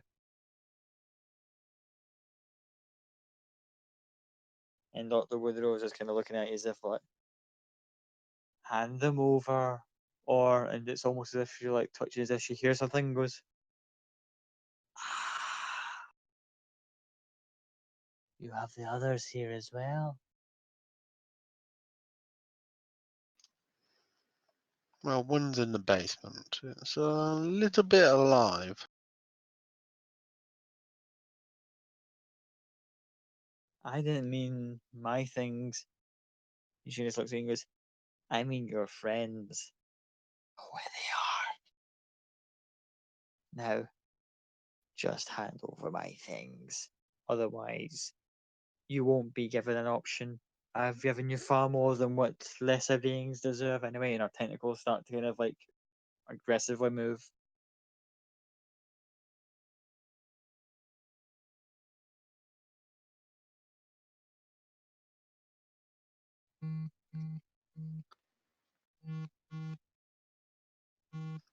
What do you do?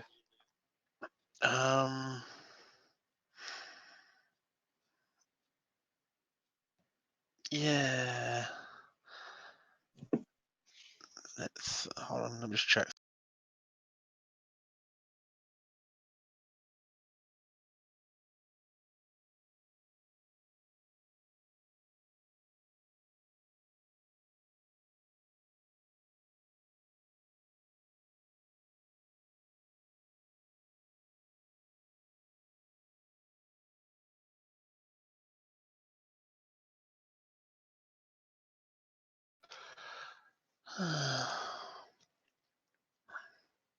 So be it. And Cloud will.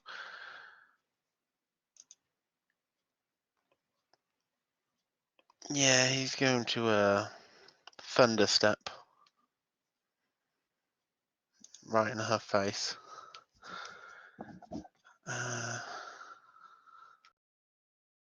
So as you go to Thunderstep, you just quickly just curl the hand round and a little arcane flash happens. Let me just double check. Counter spell, remind me guys, the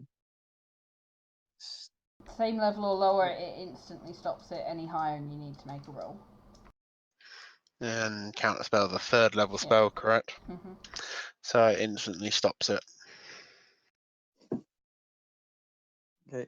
As you try and cast Thunderstep, she immediately just goes, nope. At that point, you start to hear the pitter patter of the little feet of the rats coming up behind you, and you hear Kai picking up something and throwing it at them, going, Cloud, behind you!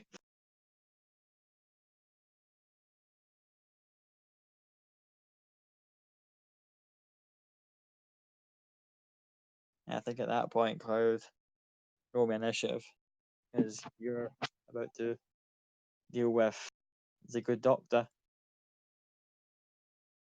Deal with this in a second.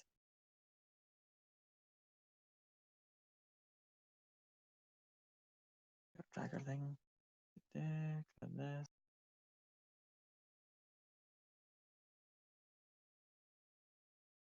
Clear. Roll my initiative, Cloud. 19. Not bad, not bad, not bad.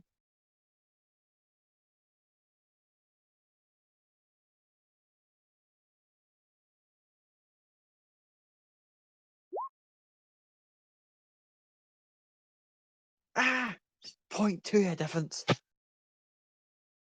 Dang it.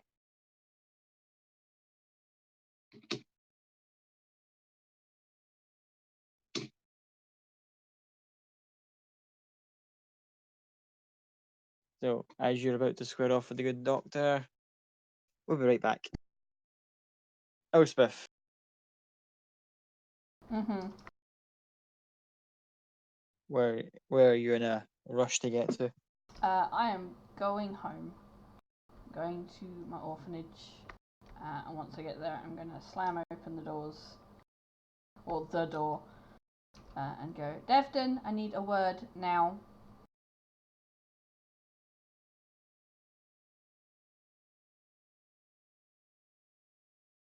You can hear him come out of his study and goes, up here, and less of the attitude. I will storm up and walk into the study. You get side eyes towards a couple of the kids who just seen you just burst in. They're just like, She's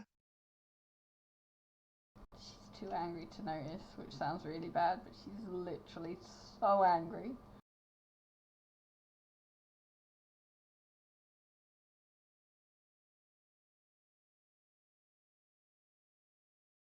And yeah, she storms into his office, his study.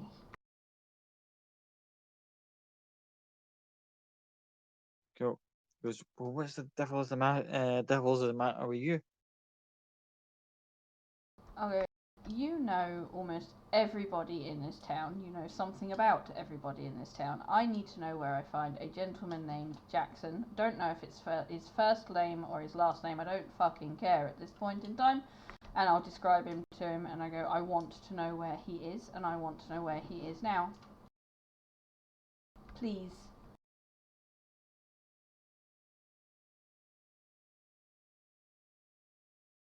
You kind of looks at you with like, I think Matt goes, oh, you could have messaged me at any time and I could have got you information that you required. And he kind of goes into a little filofax thing he's got hidden underneath his desk. Give me a moment, I'll see if I can find them. He has my dog. Like he's now going through it with both hands, trying to echo through the files. I'm just pacing. He doesn't even need to use his ability. He can feel the anger radiating off me right now. Oh, he can. And he looks at a particular file. He's got like going. You said, describe this fella for me, would you? So I describe him like top hat, cane, well-to-do. I was fairly close to him, so I can probably describe him. In fact, actually, she's drawn a picture of him, so she'll pull out her book where she draws and she'll fling it on the desk right on the page where he is. I go, I don't need to describe him. There he is. The man that's been killing women like me because he thinks we're lesser beings than him. And he would have got me as well if it wasn't for my friends. I'd have just been another name on his fucking list. Goes, well, that's. And he just sits in his chair, kind of like looking at the little file he's got on him. Sounds awfully familiar.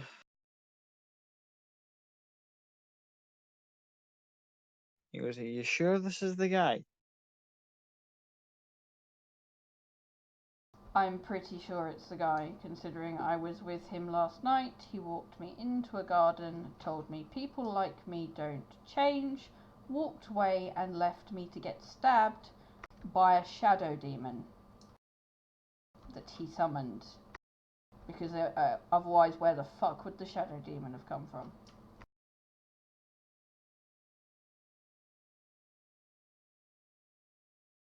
And he kind of takes back and goes, honey. And he looks back at the file and it just says deceased on it and goes, that guy died. Was reported dead when Thordak hit the prison complex. Then he wasn't dead. They just let people think he was dead because they didn't want a criminal out on the loose or people to panic. No, you don't get that. This isn't the file that says, "Oh yeah, murderers were killed when actually a bunch of them got set loose." I think you recall back then when though that makes sure he released all sorts of hell. He included knocking out the prison as well and releasing all the nut jobs from there. This motherfucker, and he looks at it and he goes, was, funnily enough, one of the people who used to work in that one of the detention areas. It was and after getting a little bit on the preachy side about certain things, he was let go, and then on his last shift was the day that Thordak attacked. So he's looking at the Thords and going, if it's definitely him, and if he's been doing what you've been suggesting, then I'm going to need to start doing a little bit digging. Mm.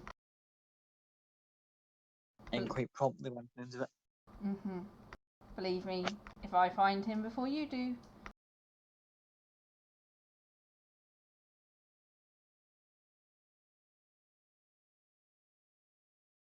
Although who knows, maybe I'll bring him to you. You can make him enjoy his, or not enjoy, however long he lasts. Arsehole. At that point, you just hear from the corner of the office that the sound of a cane just being thudded on the floor. Oh, fantastic.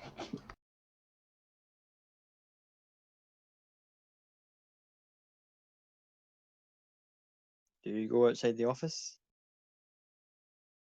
Oh, he's outside the office. I thought you said he was in the corner. Round the corner from the office. Sorry, I was. Yeah, those our kids are out there. Yeah, no, 100%. She dashes out there. Dashes out, and it would appear that one of the kids was just kind of thumping against something against the ground, just like a toy or something, just like ding, ding, ding. I'm going to do me a favour, darling. Do you want to go outside and play with the others? Devi and Elspeth are having a chat. We need to concentrate for now. Is that okay? Kind of looks at you all like doe-eyed and innocent, and kind of just like nods and picks her stuff up and goes outside. Race of the child? This one's you can't random children. Half elf. Cool. Go for it. Anyway. I'll just watch them go and walk back in the office and go, I am jumpy as hell.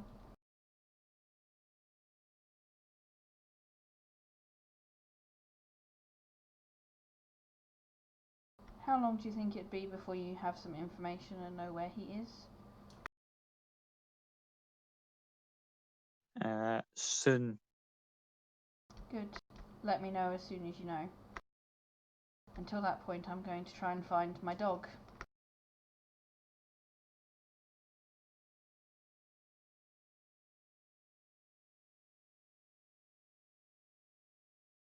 And walking, I'll walk out the office at that point, and at that point I will also send message to Cloud, obviously not having a clue what's going on with him right now, and just go, the fucking murderer has my dog. Not sure what's going on with you right now. Could really do with a hand.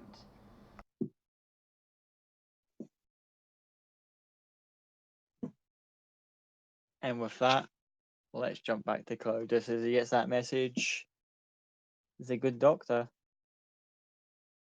is standing in front of him, just tentacles going into attack position, as it would be. Tentacle What do to you- attack position. What? Sorry. Free action to respond to the message of you need a hand. I'm dealing with Dr. Woodrow right now. And I will say, shout out to Kai. I told you to get fucking running. And then, am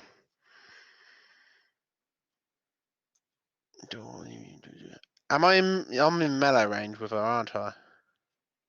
Yep.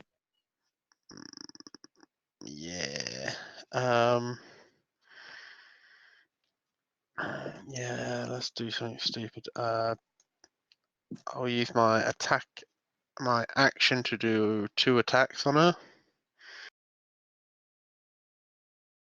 Cool, go ahead.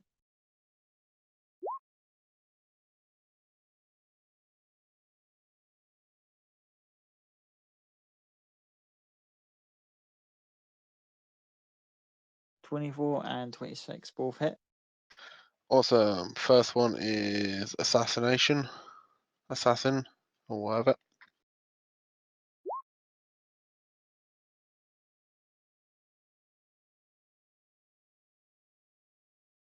So total points of damage, please. Will 37?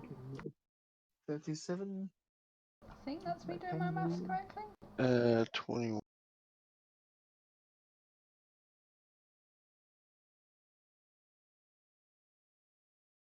Yeah, that's correct. That's the first one, and then the second one doesn't have sneak attack.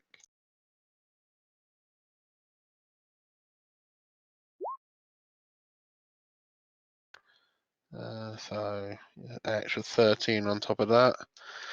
And bonus action, I turn to her and go, if you like tentacles so much, how about these? And he will blow the whistle of 5 familiar and giant octopus. Okay, hang on. Let me get an octopus thing before you go any further. Some hentai to the extreme.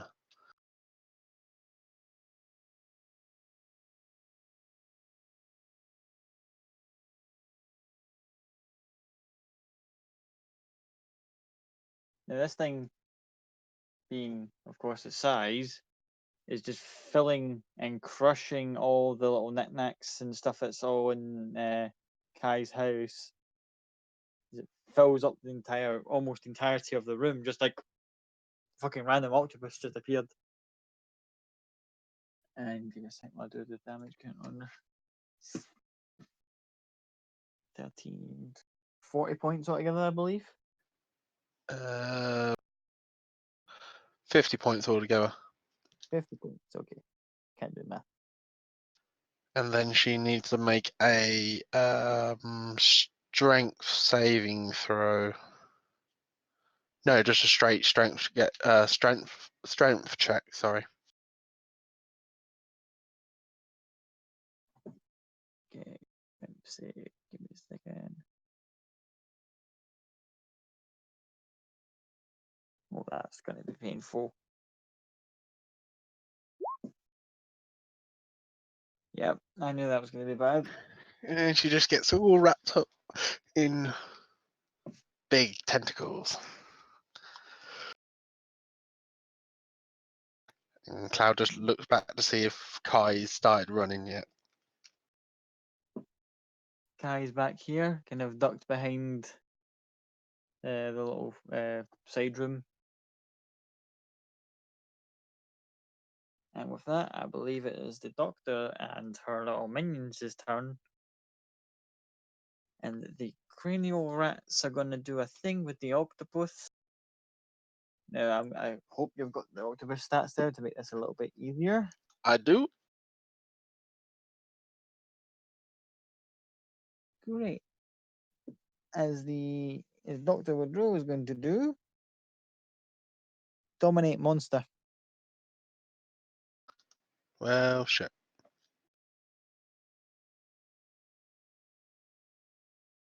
I believe, let me just double check the reading on this.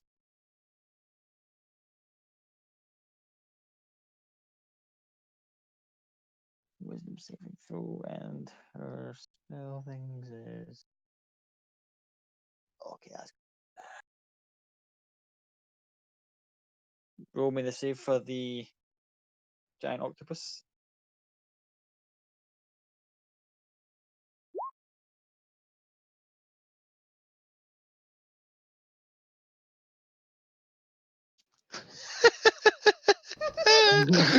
Fucking way.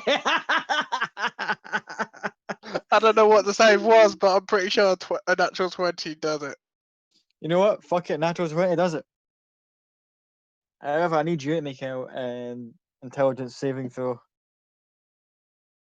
As the rats come up behind you and make you do the dominate person.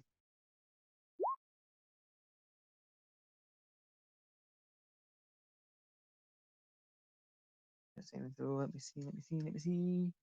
I've got the stats here.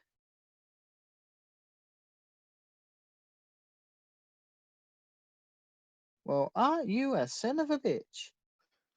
Usually, yeah. You just survived. You just managed that. And the good doctor has just immediately realized that this is going to be a very long day. And there's one more action I think is about to happen here, and you just hear Kai in the background just like yelping and stuff getting knocked over. Your turn. As she's restrained, I will move away from her to Kai and see what the fuck he's doing. See that little skin vest thing? Oh dear. It's trying to force itself back on him. Um,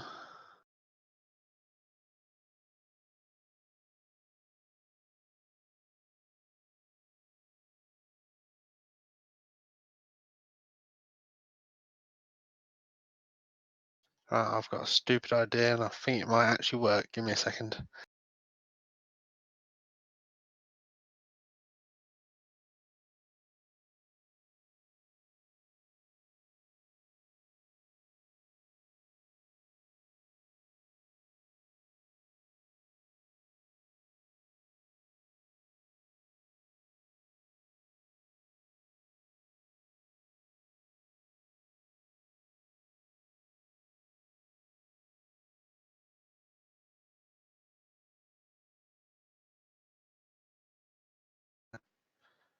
Awesome, that does work. Cloud will pull out the portable hole he's got, open it underneath Kai so he falls into it, and then close it back up again. Okay. He can survive in there for 10 minutes. He's got enough air in there for 10 minutes. Okay. And As then Kai comes into it, this thing is just like on the floor, just it's not got eyes, but you can kind of get the vibe that it's staring you out. It's just like Oh no, I take Kai and that thing. It's a big onto the 10. It's a 10-foot radius hole that just opens up, swallows him, probably half his furniture in that corridor, and then I quickly pull it back up. cool.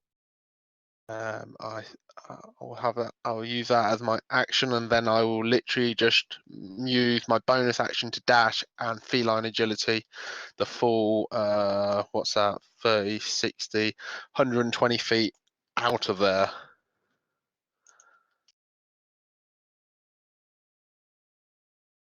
Cool. You literally just open up Looney Tunes this shit and then meet fuck right off out of there.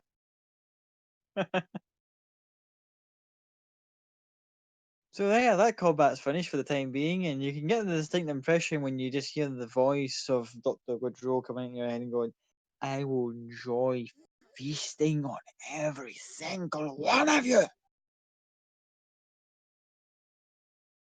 As I'm presuming you're just like, nope, and just running like fuck right now. I am hauling ass. I get to like, I don't know, 8 minutes to just literally flooring it back to Gilmore's, just sending off my telepathic signal. I don't know if I'm in range of it or not, just saying fuck, heading to Gilmore's, just, and then that's just me for like the next 8 minutes until hopefully I can get to Gilmore's and try and dump Kai out of the portable hole. Cool. as you're just like, run, fuck. Let's jump back to Copy, Toto, Maka, and Adria, who are all going to just within the next minute or so in between each other arrive at the Emerald Heart.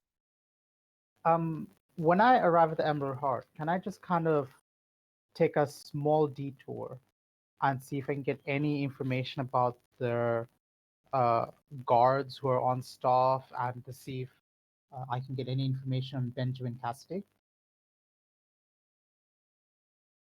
Roll a persuasion check, see if you can see if any of them know anything. 29.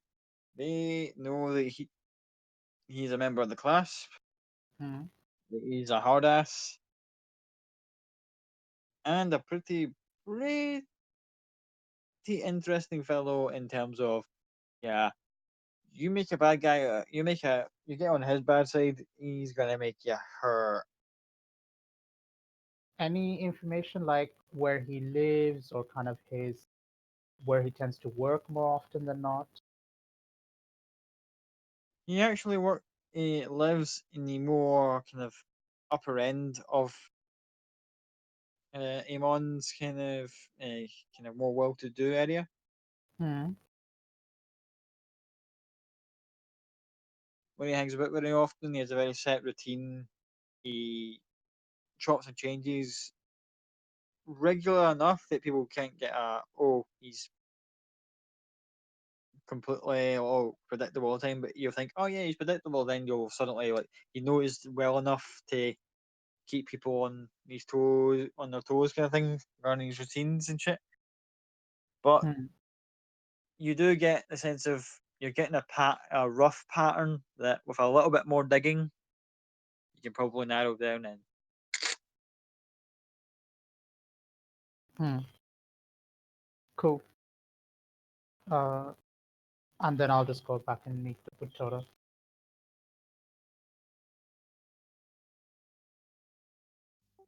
How was Copy asking about this when she doesn't have a tongue? That's a good point, actually.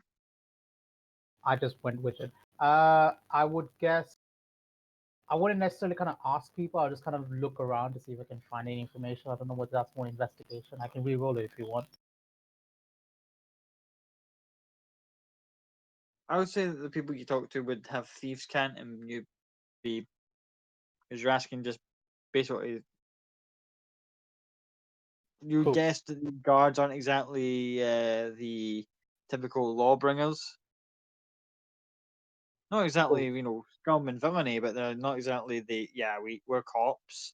Nah, it's more, they're kind of like the middle ground of, yeah, we do this as a side occupation and we know a couple things on the opposite end of the fence, but, hush. Yeah, everyone needs a side hustle. It's all good. All right. Thank you. Sorry to shit on that. No, it's all good. Thanks for bringing it up, actually.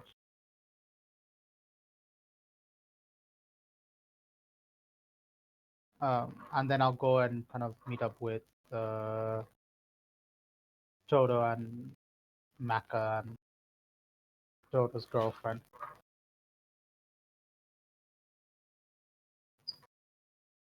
Cool. They all arrive, and the first thing to get them is Cloud Sister kind of just busting in and going, okay.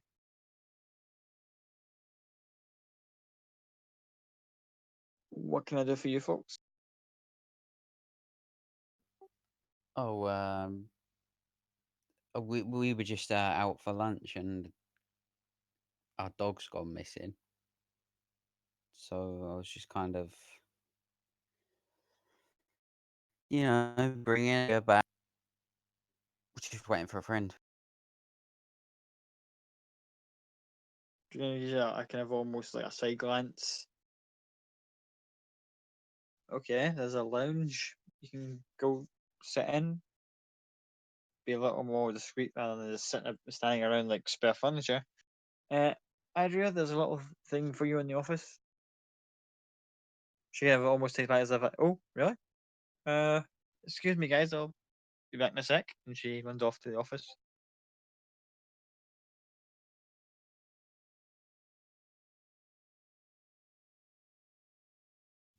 Toto's gonna sit like really uncomfortably on a chair, like kind of tapping his like his thigh with his hand and just looking around like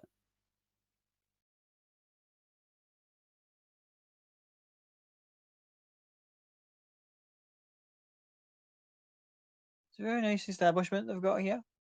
The girls and the guys who work here are very nice. All shapes and sizes, catering to taste. Quite a lot like how Salvador's place was. Toto will turn to Macca and say, "See anything you like while we're here?"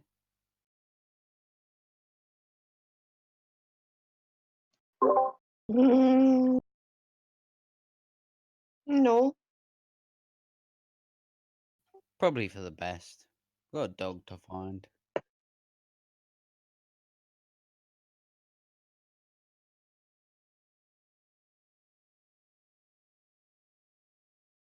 few minutes pass and then Adria comes back and she just sits next to Toto and just goes, "So what's the plan?"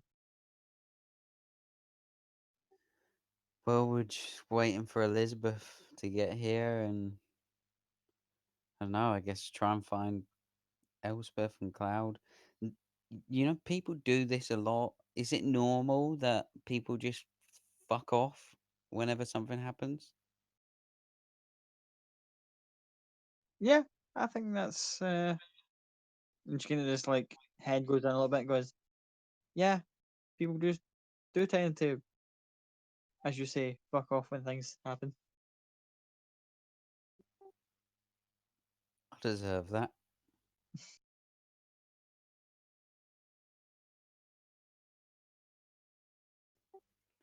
I guess we're just. I'm going to be honest, I'm not much of a leader, so I'm out of my depth a little bit here. Normally, there's at least Cloud or Elspeth or somebody to do it. Um,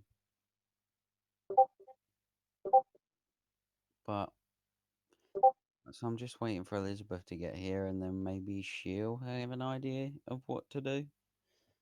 Um, yeah, I'm kind of lost. She kind Um, of pulls a half smile and kind of puts her hand on yours and just goes, "I'm sure everything will work out fine in the end." Kind of give her a smile and just say thanks. I'm sure it'll be fine. It's kind of sad that somebody would steal a dog. That's awful. She just nods along. A few seconds pass and then Copy walks in. do you guys Elizabeth, kind of see them? Oh, Yep, sorry, you see Sam, I him cut you off. sitting in one of the little loungers, just getting all close. Shit.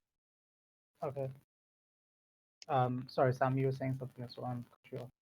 no, I was just greeting Elizabeth. I'll kind of nod and kind of come up to them and send a telepathic message to Toto saying, "Any update? Anything happened?" Toto will like stop and look at you really weird for a second because you're still talking telepathically, and then out loud say, "No, haven't heard from anybody.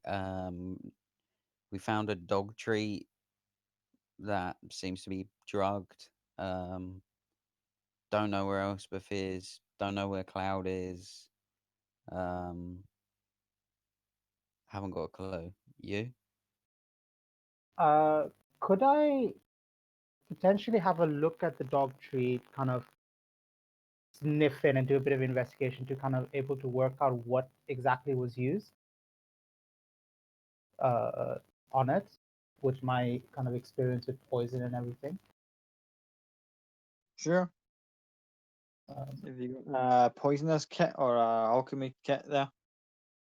I do not have either. But I was gonna be like, can I just kind of sniff it and maybe something like that, and able to kind of discern from that? Why don't you taste it and find out? That was at the tip of my tongue, but I can't taste. I don't have a tongue. You got taste of things now because you do tongue. Uh, I'll kind of message back to Toto saying, I'm not sure. I'm not particularly good with animals. Can't help.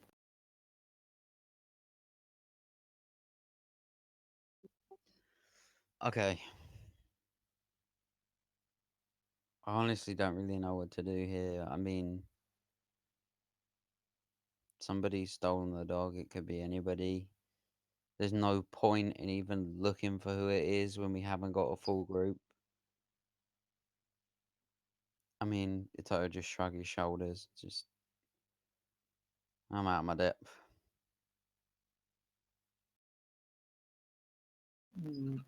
I'll message back. I'll kind of send him a message saying, then I guess we sit still. Nothing else we can do.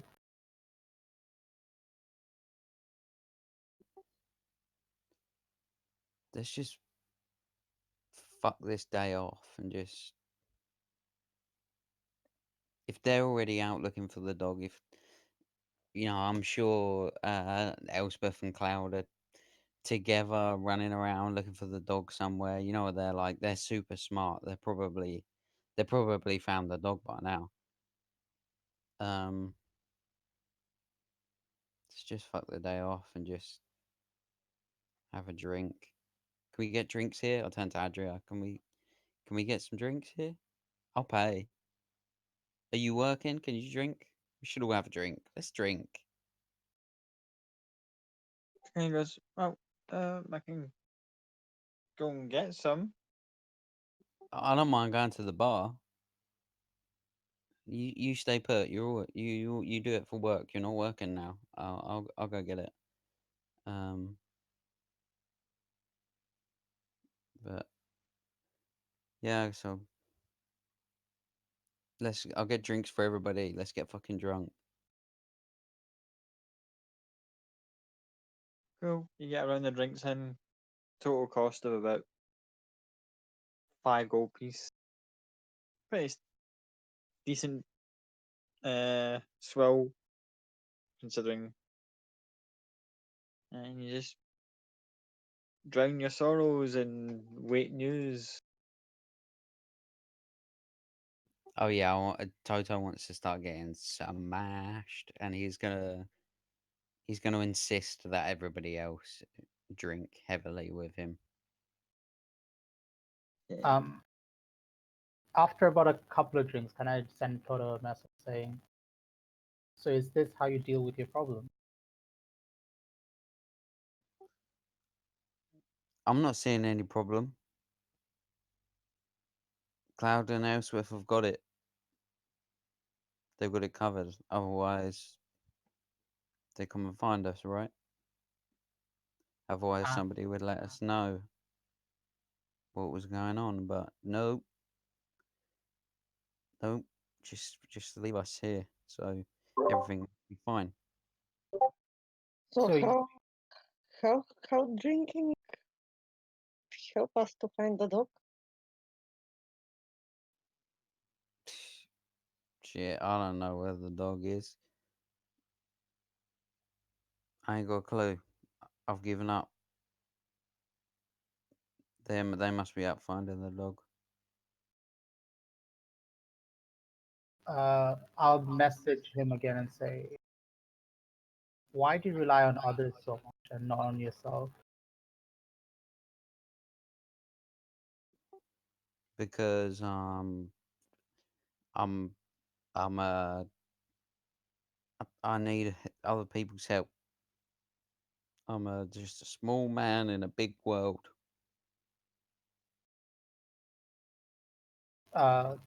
Is it not embarrassing asking for help?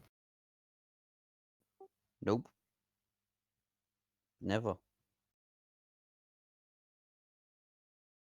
Does it not make you look even smaller, bigger world?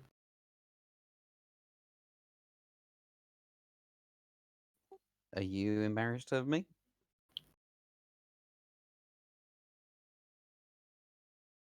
I will just continue drinking at this point without my tongue I don't know how that's possible. Well, I just swallow it, right? So it's all good. It's a very strange feeling, to say the least, if I need to drink without a tongue. Just I'm that. gonna do my best to hide it from everyone. People just assume you've got a good, a weird gag reflex, but okay. And while you guys are drinking your sorrows away, Elspeth, Yes. what you doing? So after getting a message from Cloud going, I'm dealing with Dr. Woodrow, she goes, for fuck's sake, what is going on in this city? It's meant to be home, apparently it's not anymore. Oh, she's so angry. Would she do it? I don't know if she would. No, she's not that stupid. So she will go to Devon and go, please let me know when you've got information on where he is. I want to go and get him. But for now, having been very reminded last night that I cannot do this by myself, I'm going to go find my friends so that when you know where he is, we can go and get him and I can bring him to you and you can have some fun times with him.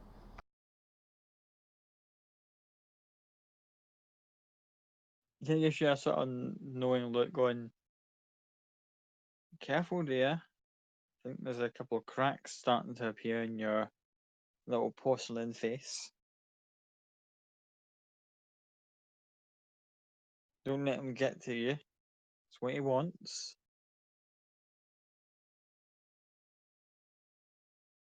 Oh no, darling, it's not what he wants. He doesn't want to get to me, because when he gets to me, I'm not pleasant.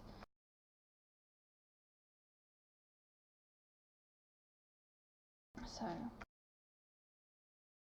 maybe it's what he thinks what he wants, but I'll have to show him that it's not. But for now, that's it. I'm going to go and hunt down my friends and make sure Cloud isn't being attacked by a weird tentacle woman. I don't know what's going on in my life right now. Remind me why I stopped drinking. And just have distant voices you're walking out going, is it disagreed with you?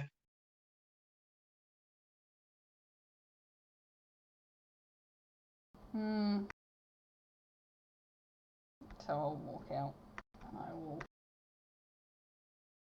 start walking back to the inn, and when I get there and no one's there, I'm going to cast a message to Toto and go, Toto darling, where are you? Because you're not at the inn anymore. Oh, she returns. We are having a great time. We just went and took Adria back to work, and we're just having here, just staying here, having a great time. Okay, enjoy your evening then.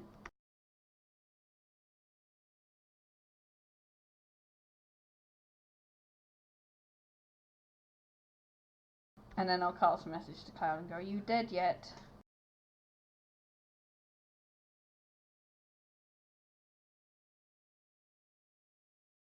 Oh god.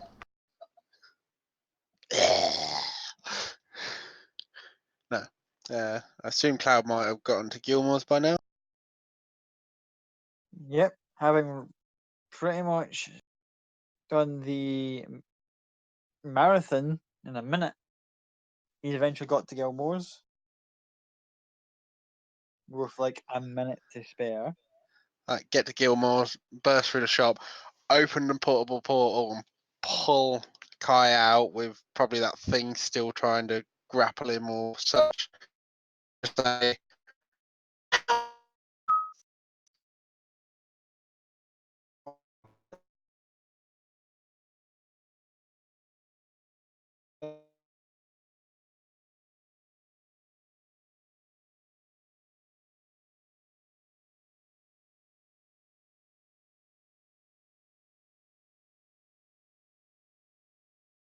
Oh, are we back? there we go.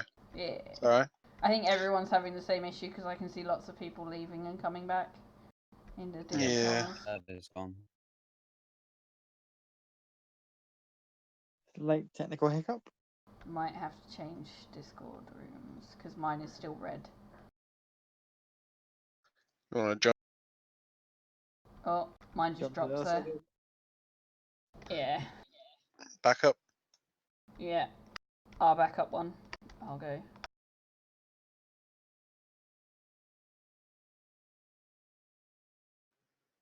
Bit better? That's better.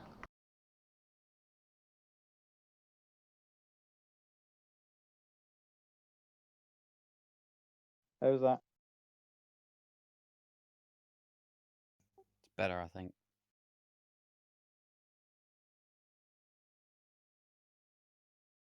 Better.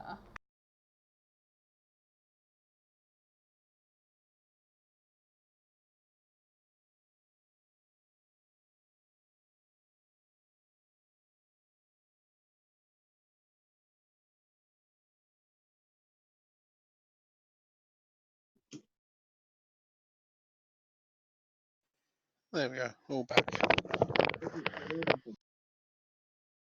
So essentially, what you do is you kick in the door, and before Gilmore can even utter a word as he walks in, goes, you just open up the portable hole, and it just spews out a load of just disorganized crap. And Kai just rolls out with this shirt thing still going, trying to nom at him at the same time. Get this fucking thing off me! Ah! I sort of just shout to Gilmore, a little bit of help here, and just try and prise the thing off of Kai. He just goes, stand back, my feline friend, and he just like flame bolts it a couple times, just like poof, poof, poof, and the shirt eventually just kind of just like rolls over and cuddles up with like large scorch marks on it. Thanks. Sorry about the mess. Just like lathe on the floor, sort of like panting a bit. He just actually stands over you with a note where that sort of like almost like fatherly delight, just like goes, you know, Billy, Elspeth was right. You really do remind me of that lovable bunch of rogues I used to hang around with so much. Take that as a compliment. And he jokingly kind of goes, "Yeah, I wouldn't take much stock in that just yet. Let's just." He gets like a Yeah, broom, I've starts heard the poking stories. at the vest. There's a very Yeah. faint sort of like every time he touches it, he just kind of curls up a little bit. Well, I'm dead, whatever that is. Yeah, Illifid creation, I'm guessing. Takes a moment to look at it and goes, makes sense. I think Claire will pull out the bag out of the handy haversack with the headband in, and just go. Same with this one. Just had to run away from a Illithid that wanted her property back or some shit. At that point, Gilmore just kind of turns and goes, so you've got a mind flare chasing you. Yep, in the city with these what are they called? Cranial rats. You know, creepy little weird things with their brains showing and glowing. And yeah, I dropped a giant octopus on her. It was quite ironic. He's trying to keep, that this is a serious moment, but the thought of a giant octopus being dropped on an elephant really does tickle him in a way he can't really. He's like, well, this is kind of. Never mind. Ooh. He starts fanning himself like, that's an image I did not want in my head. Oh, thank you for that. You're welcome. Oh, blimey.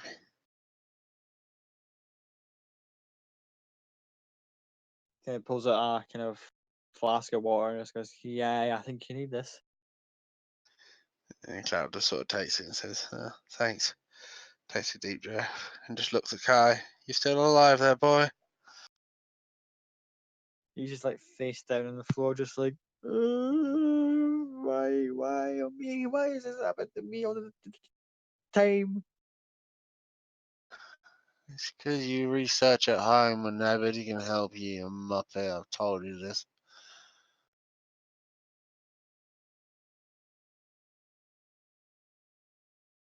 Gilmore kind of gives him that sort of look as like, yes, we'll discuss that when he's feeling a little less under the weather and a little less drained. He goes into the back drawer, pulls out a healing potion, and goes, I'll just take this out your wedges and kind of gives him a big hand about shit. Now go back and lie in the back and take care of yourself for the time being. Once he's out of the room, he kind of goes, you just can't get the really staff these days, can you? You have to admit, he's good at what he does. It's just No, you do. the extra stuff.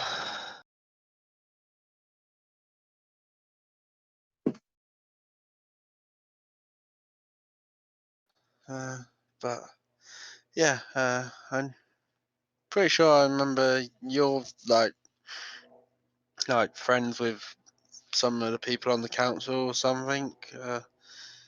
If you could let them know they've got a bit of an illithid.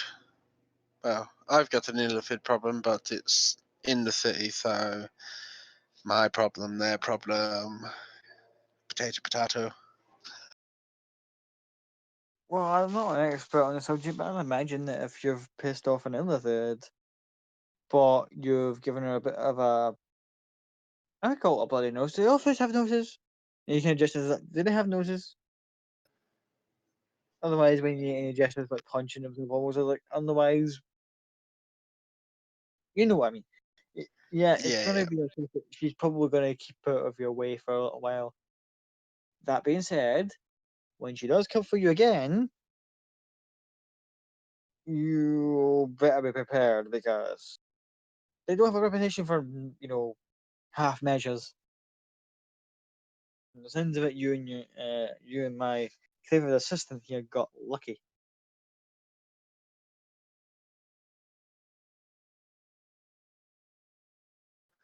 well, that's probably a bit of an understatement. But yeah, and Cloud will put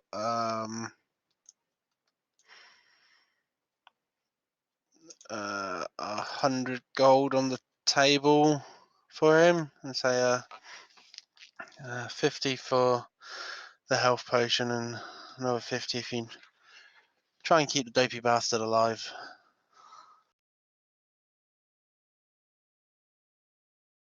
He puts the money back behind the till and goes, I'll do my best. I'll do my best to give him the old healing hands and kind of just starts doing some flamboyant hand movements just to kind of play up the fact. You just make sure you and that lovable bunch of yours don't get into too much trouble. You hear me? Unfortunately, that's a promise I probably can't keep, but I can at least try.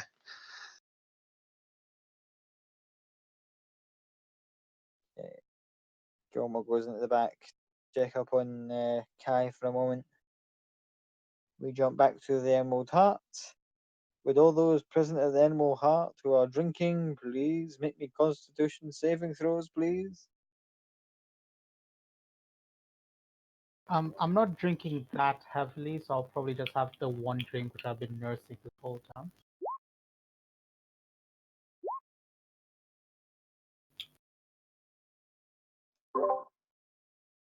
Um, I'm drinking, but I don't want to get drunk. So So roll a Constitution save and see what happens. okay. Because I love the fact that Kobe's like, I'm not drinking to get drunk from an 8. Okay! Toto, the one intending to get pished, is managing to hold his own.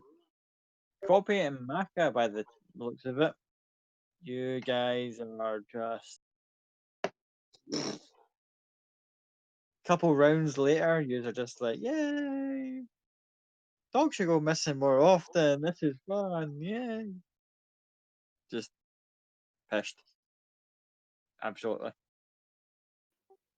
After getting that message from Elspeth and acting kind of shitty,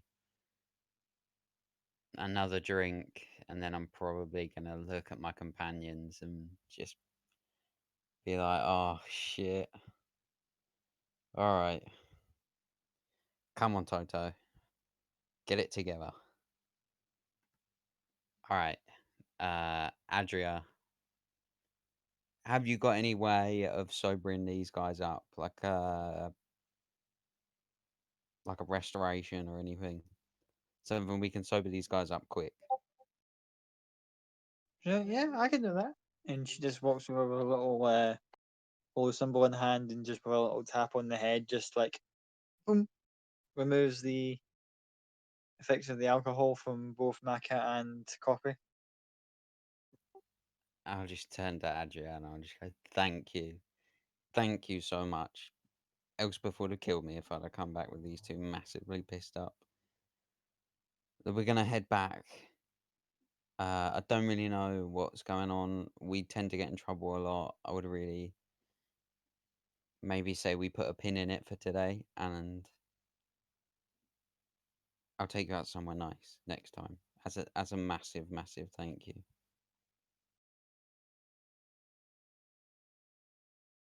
She just kind of nods along and goes, okay, next time. I mean it.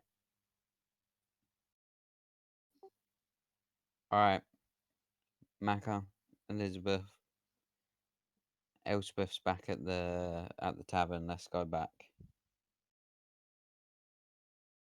Sorry if you have a massive headache. I'll nod and just expect him to lead the way.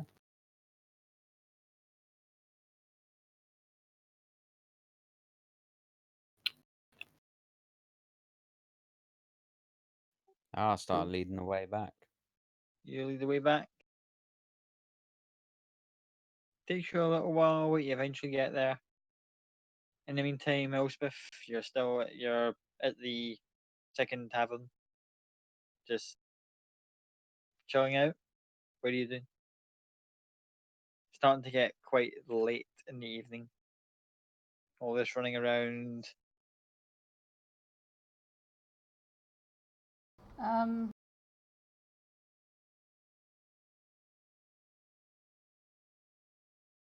She actually starts to consider having a drink and then catches herself thinking that and goes, I need to not be in this room right now. So she'll walk up to the bar and go, do we still have our rooms? Yes, of course. I'll go up to, without saying anything, she'll just turn and walk up to her room, or their room, and just sort of sit herself on the windowsill, looking outside, waiting for a message from Devdon, and Cloud to properly respond to the "Are you dead yet?" message.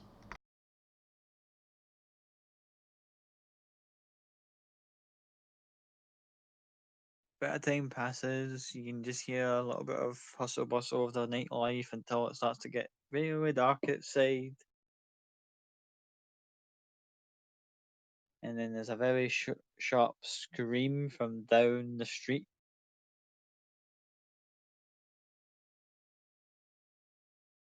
She will just dimension door to where she heard the scream. You appear on the street. Appears to be empty. So you hear the scream again a little bit further out.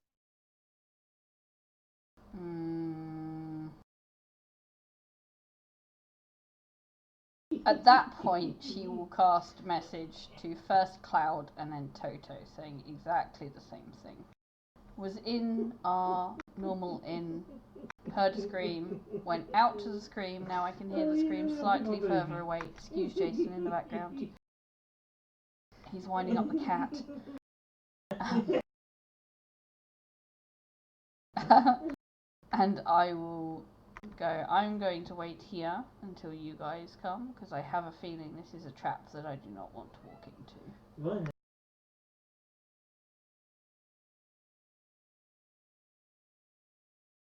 Takes a little while, but the Weirdless trio and Amon walk in with Copy, Toto, and Maka. I'm still in the middle of the street. I was waiting where I heard the scream first time. They approach the tavern and just see you standing in the street. And as you approach, it's almost as if like a very faint fog appears in the street and then disappears.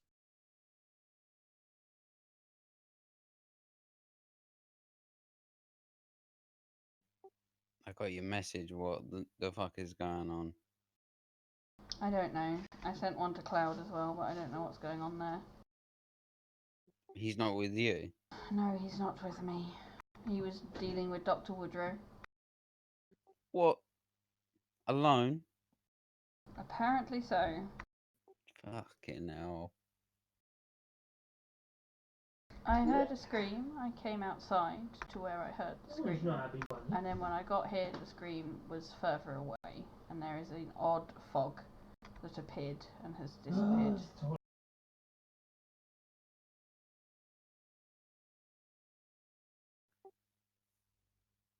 Well, have you heard anything since? No. Have I heard anything since? I'd assume not. Apparently not. No, I have heard nothing since.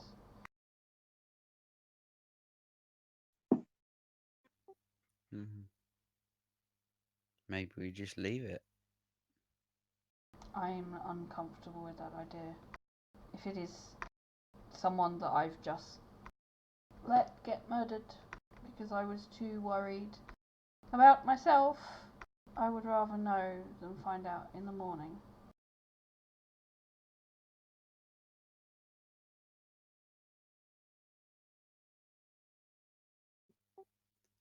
Have you heard anything back from Cloud? Is he coming? Have I heard anything back from Cloud? Yeah, he would have probably already been on his way back, so he would have told you he'll explain everything once he gets to use. Yeah, apparently he is So- on his way. Alright, then let's just stay put and let's just do this all together. Are you checking the source of the scream, or he's just like, fuck that shit, we're not going to need it? We're gonna wait for Cloud, and then we'll go check the source of the scream. Okay. Cloud eventually comes into sight. Joins you guys. Street party. Interesting day. Interesting's definitely a word. How is our old friend? I think I upset her a little bit. Yeah. Well, Elspeth heard 2 screams and was kind of waiting for you to investigate. Joy. Oh, let's hope we can get rid of at least one of our party. No, one of the assholes that are a little bit upset with us, and Cloud will look to Elizabeth and go, which way? She'll start leading the way to where she heard the scream. The second scream, because she was by where she heard the first one. So, as you get to the alleyway you suspect that the scream came from, it's hard to tell because there's a lot of. It's very narrow. It's got a lot of debris lying around that people have just got stuffed in here.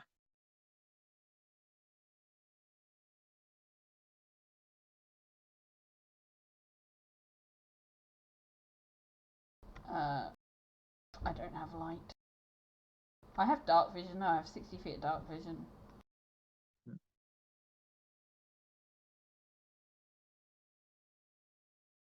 Anyone else want to try and have a look before he's carrying on further into this alleyway? Cloud will blow his whistle of Find Familiar again and summon the Trithum to fly above the alleyway and have a quick scan about. I'm pretty sure it's got like 60 feet of dark vision as well. Cool. As you call up the old familiar of yours and send it off.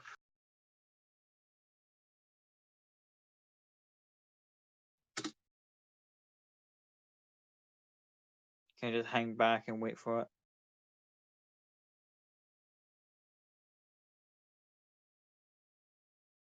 Do you want me to roll a perception for it? And me. Yeah, go ahead. Make a perception check, Elspeth. +5, so 12. Dirty 20. Well, he doesn't see anything, but Elspeth thinks she can see tracks leading into the alleyway. As if someone's been dragged. I'm going to walk into the alleyway and point them out. The tracks. You see something lying under a pile of rubble.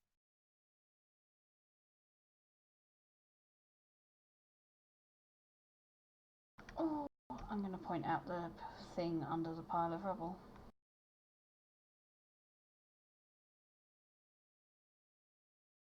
And probably start trying to uncover whatever it is, hoping the others will help. Copy, Yeah, I'll help. Toto, Maka, you's all coming in to help. Yeah, Toto's coming to help. Yeah. I want to help though. Cool. If all of you want to make a strength check to move the rubble.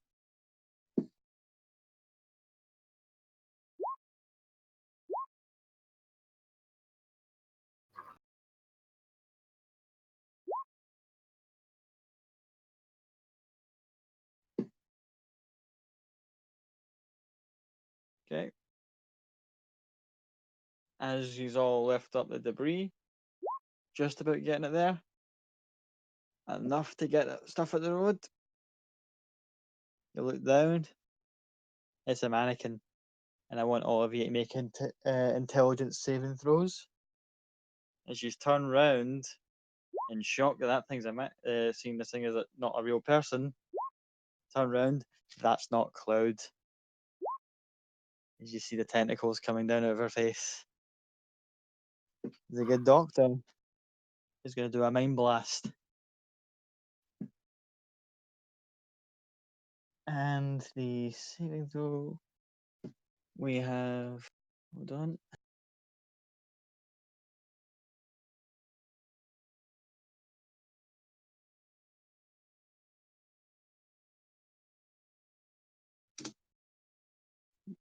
Turn round, the thing that you thought was Cloud turns fully into Dr. Woodrow.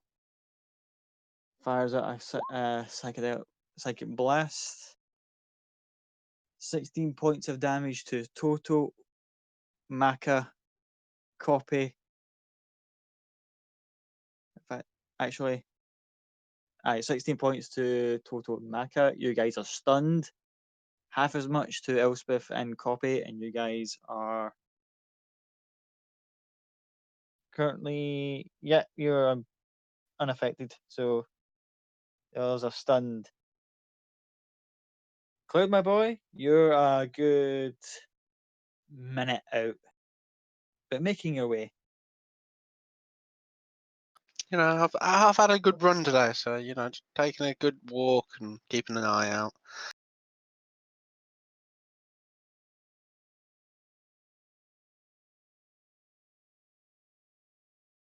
Okay, so the rest of you roll initiative, please. Once I've cleared the thing. Clear. Roll me initiative.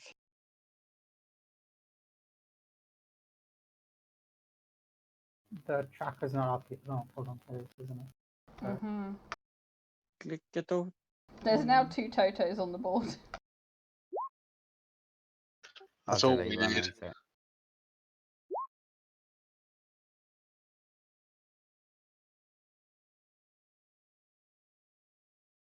Give me a thing, guys. I'll just mock up the little alleyway.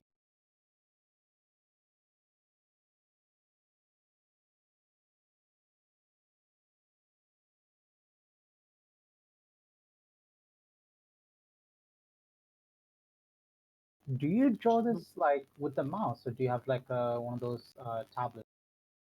Mouse. If I had a tablet, that would look immaculate. I mean, it still looks pretty straight, to be fair. I mean, considering I can't draw straight in my life. Yeah, if I was doing that with the mouse, it'd look way worse than that. Okay, so let me roll for the good doctor.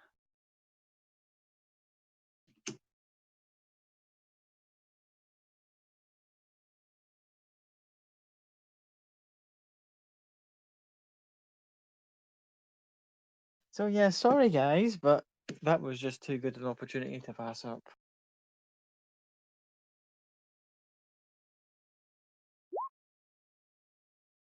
And she's going to pay for it.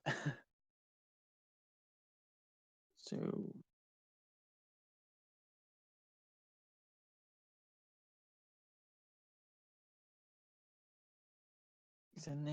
okay, copy. You're up. Immediately seeing this, I will take out my. Hold on, give me 2 seconds. I just want to have a quick look at my silence.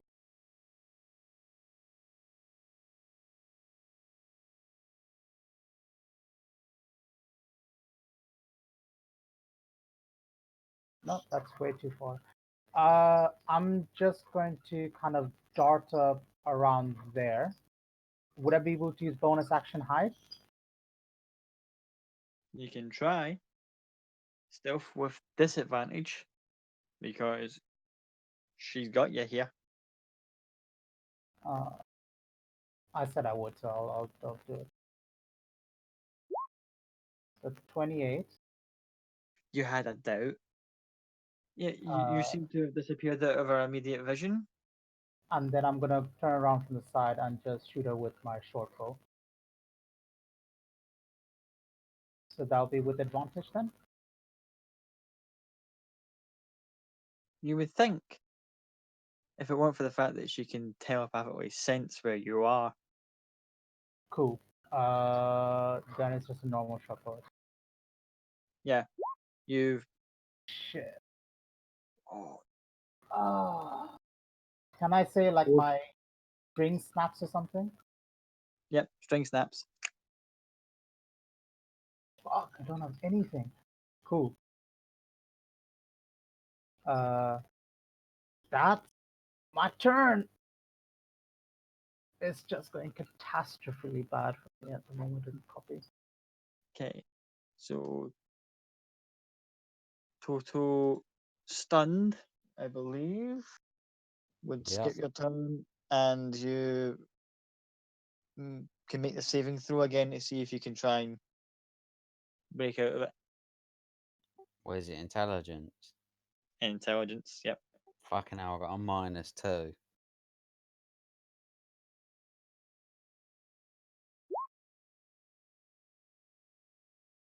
Nope. Nope, still stunned. Maka also stunned. You can make the intelligence saving throw again to try and see if you can recover.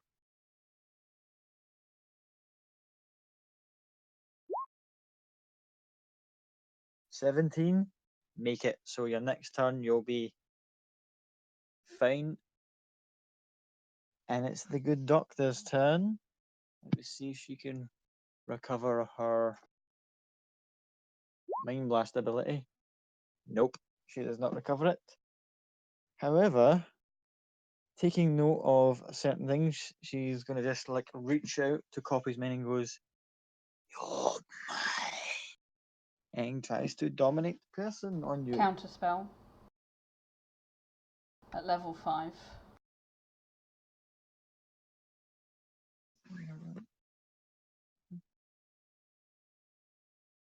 Level 5, and it's a level 5 spell, so you roll against it. If it matches or under, then it insta. Matches and under. Right, okay.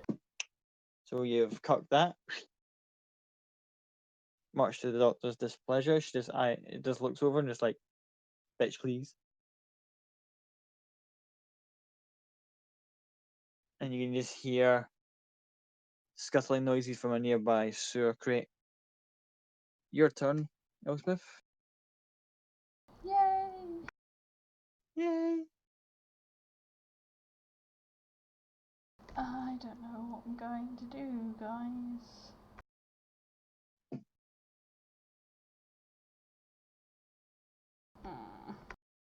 I'm gonna give it a go. I'm gonna cast Hold Person on her. Okay. So a Wisdom saving throw, please.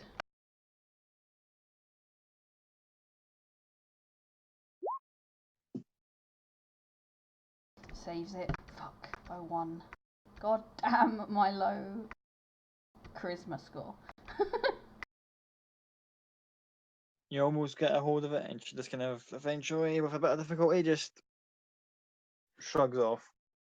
Okay, and then I will Bardic Inspiration copy.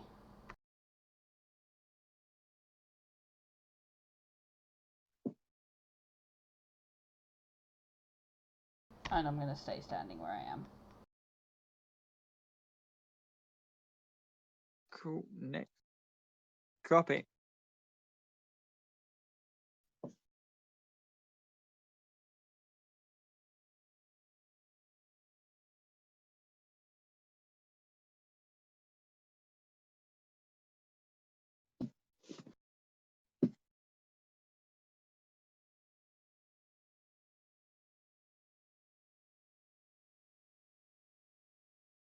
You copy. Sorry, I was monologuing to myself. Would I be able to? How narrow is this passageway? Is it literally just for one person? Literally one person.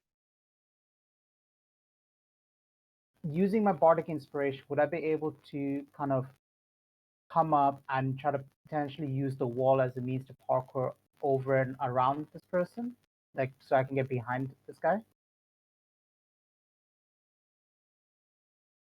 Athletics check. Like that. Athletics or acrobatics? I'm trying to Athletics. Okay. With the additional D10, correct, Becca? Yes. Oh, fuck. Acrobatics would be good if you had something else to go on, but you're trying to like get straight up and over.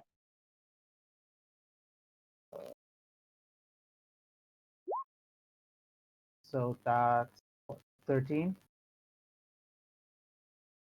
Nah. Uh, You just ran up and slid against the wall. okay, that's fine. As a kind of free action, I'm going to ask. I'm going to kind of gesture to Elspeth to move back and then activate my Ring of Silence.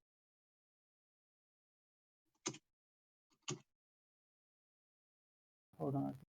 Bonus action.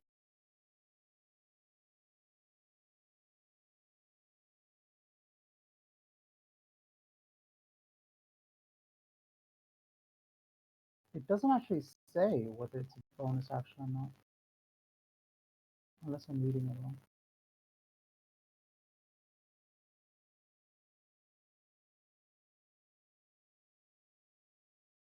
So I'm just trying to read if it says bonus action or not.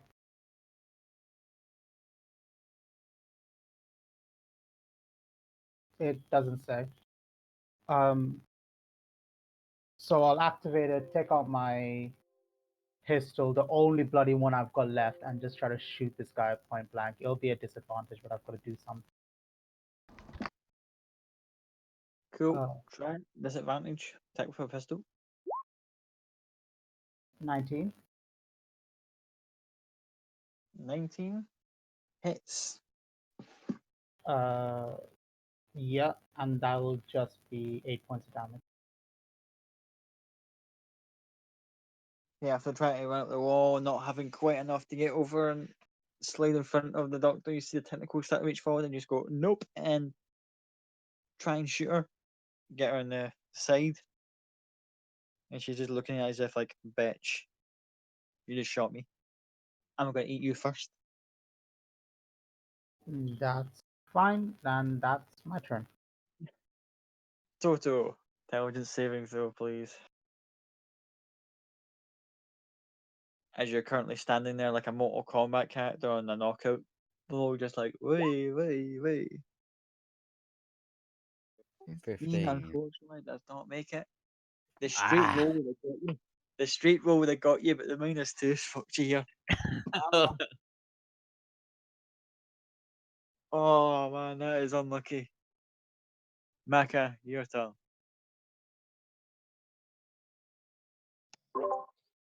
Okay.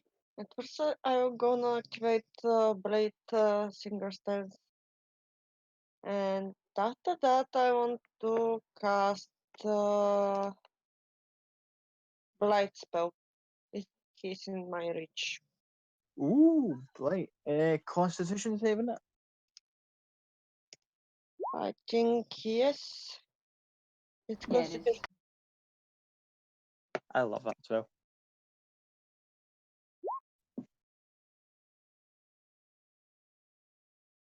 And she just manages to save. That's 22 points. Okay, you will take half of the damage. Okay. Something. Yep. Good effort. Good effort.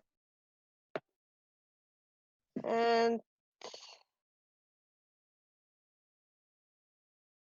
copy is just in front of him. Okay, for now that will be my turn. Okay. It is the good doctor's turn. One again. She does not get her Mind Blast ability back. But she will use another favourite spell of mine that I've never been able to use, but I've got a chance now. And it might not work, but it's always worth a gamble. As noticing how threatening the wizard can be, and I swear back if you counterspell this is going to be awesome. And I hope you do. Where the hell is that fucking spell? Got it right here. Feeble Mind. There we go. Just a quick note, does it have a verbal component? Components. Devils. Yep, it has actually. Yep. So can't use that. Can't do that. Okay. Plan B then. Going for a snack. Hmm. And it's going to our tentacles just kind of shoot out after realizing that, noticing that the ring of silence is working.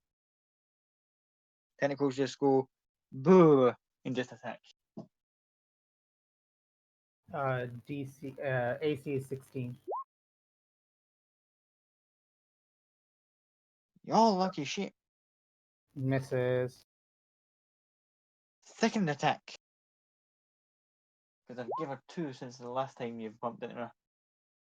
Yeah, hits. Okay. Tentacle, you duck it the way the first time you like, haha, then get cocky, and the next half the other tentacles get you from the bottom and walk their way up. So I'm going to use Uncanny Dodge, so I half the damage. You half the damage. Give me 1 second. Relate the damage.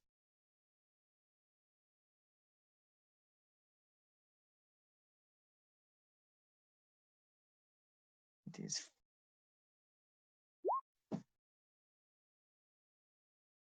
9 points psychic damage total for you. Oh, nice.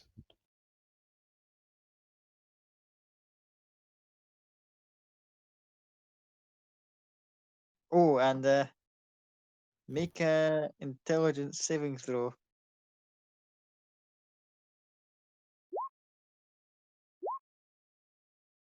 Ooh. little bit early for you, Toto, but Yeah, Copy just manages to avoid the stun effect, I but also you're still grappled. I think that damage was meant for Copy, not you, Toto. Yeah, no. Yeah. I got it. Yeah. When they grapple you, they also try and stun you as well as part of their psychic bullshit, but managing to resist, you're still grappled, but you're not stunned. So, Elspeth, your turn. I could try something really dumb. I'm going to cast Polymorph on her. Becca, you gotta move back. I'll move back first. I'll move back to there, behind Maka, and then I'll cast some Polymorph on her. I still love that gif. Wisdom save. 1 second, guys.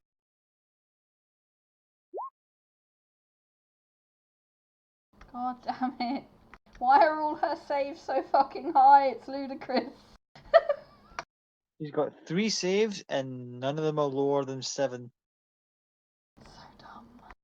Anyway, Her wisdom save is 8. save. It's I fucking can ridiculous. see. It says she saves. No, I know you can see it, but I'm saying that's insane. It's 8. Like, the fuck. As my bonus action, I'm going to, seeing Toto struggle, I'm going to give him a bardic inspiration that he can use on his saving throw. Cool. And that would On a be side the note, end of my turn. when I said her saves are lower than 7, her lowest is the wisdom one, and it's an 8.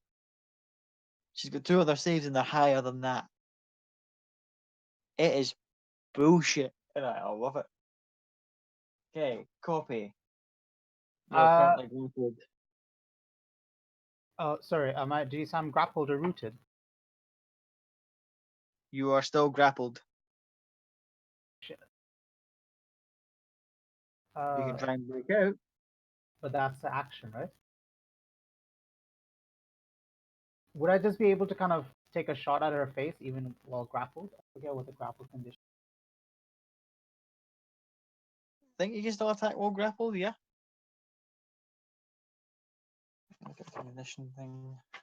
I think it doesn't actually say anything about attack.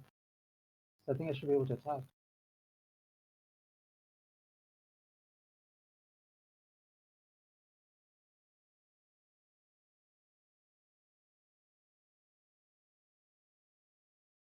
Yeah, it doesn't say. It's only Okay, if you're restrained you can't attack. You can't move, but grapples, you basically just can't move away from her. sure. Pistol again. Disadvantage. Yeah, 26.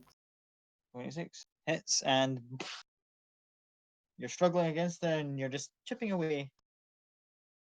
Hold on.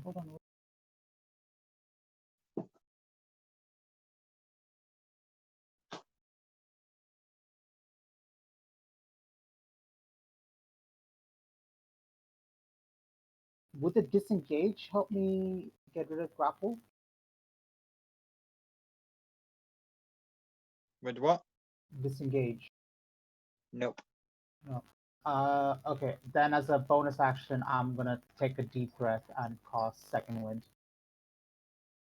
So that's 1d10 plus 3.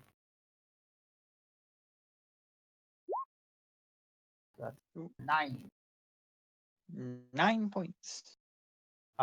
That's my turn.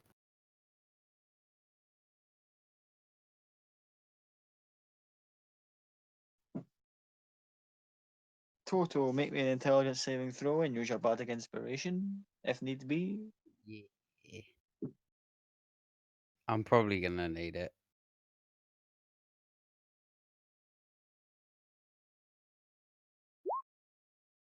Also, as a side note, Cloud would have heard that distant gunshot, so if he wants, he can sprint towards these guys. Though, given the amount of shit he's done, All silence. Yeah. The Oh, first gunshot wasn't. the first gunshot wouldn't have been.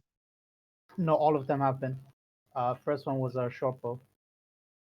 Ah, right. Ah. Damn it. Yes, that was an 18. 18, you passed it. Fuck for that.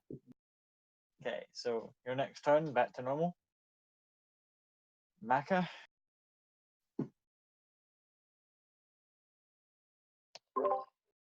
Yes, give me a moment only. I want to check something. Uh, okay.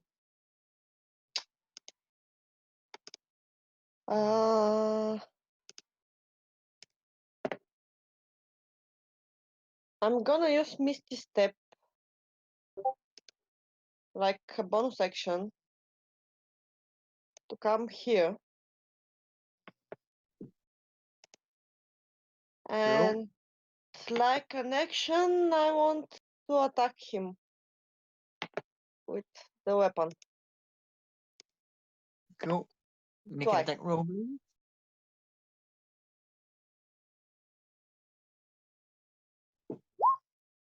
That's the first attack.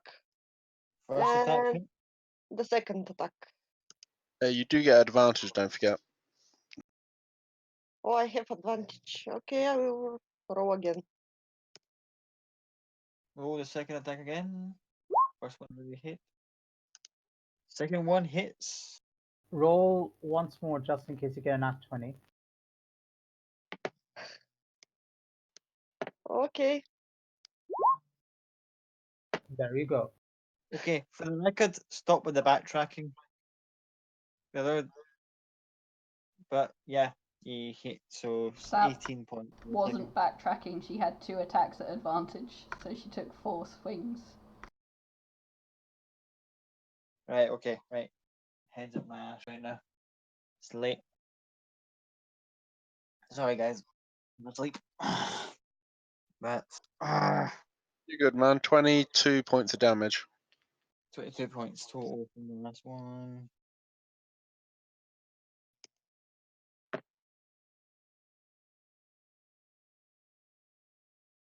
Anything else? No, that's everything from me. I think it's enough. Cool.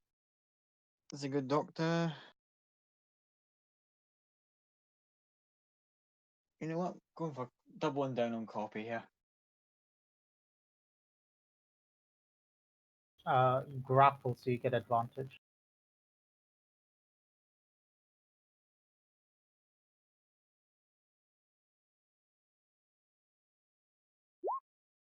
I think. Yeah.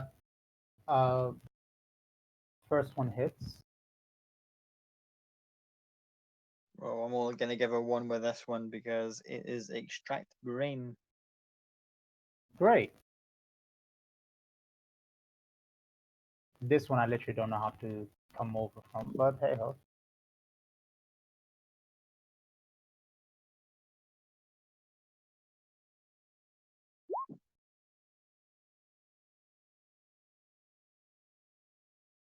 $61 points of piercing damage. Can I uncanny dodge?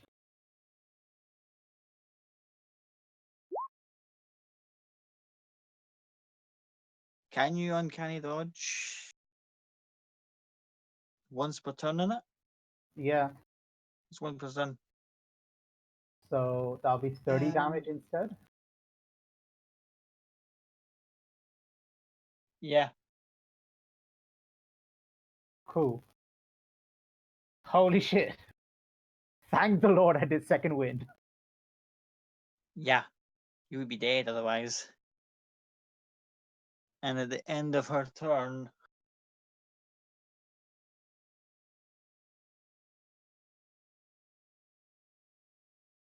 out of a sewer crate,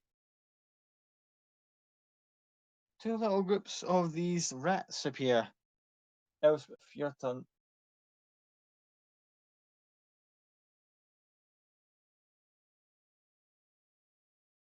Uh,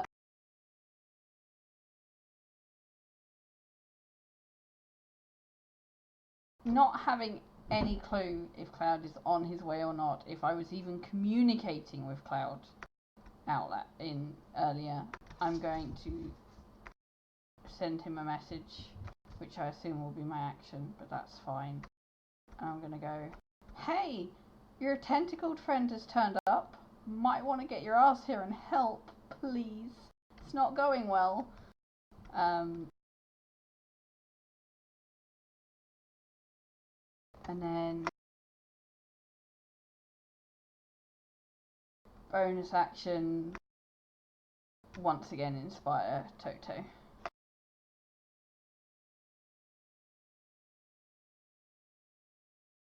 Cool. And that'll be me. For you. Coffee. Mm.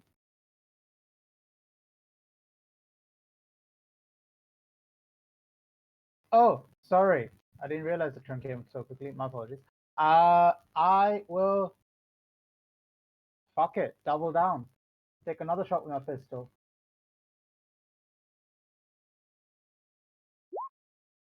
Uh, 20, but also I get sneak attack now because Mac is there. Yeah, with the flanking, yeah. So that will be 26 points of damage.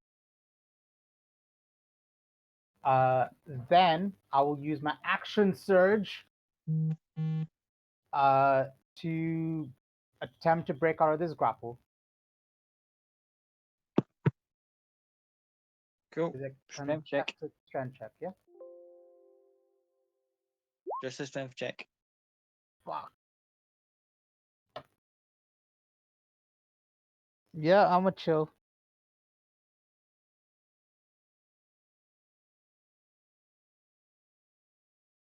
That's Cool. Toto, you're up. I'm not going to be able to get a shot on her from here, am I? Not likely. Disadvantage at the very least.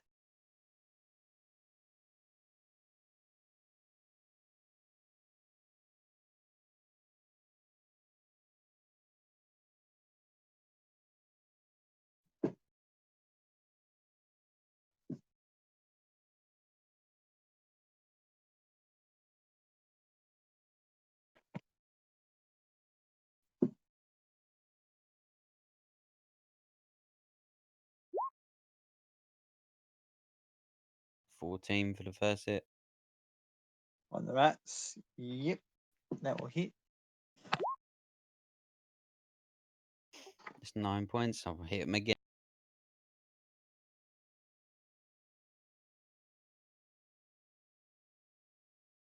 Cool. Go again.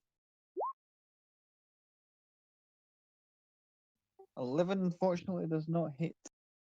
I'll use my inspiration. Go ahead.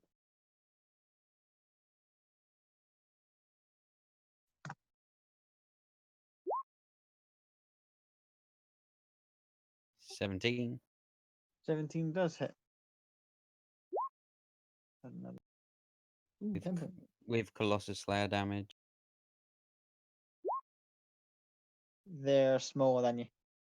Oh wait, no, that's not the size one. That's literally just the damage one, isn't it? Yeah, it doesn't matter about size. As much as far as I.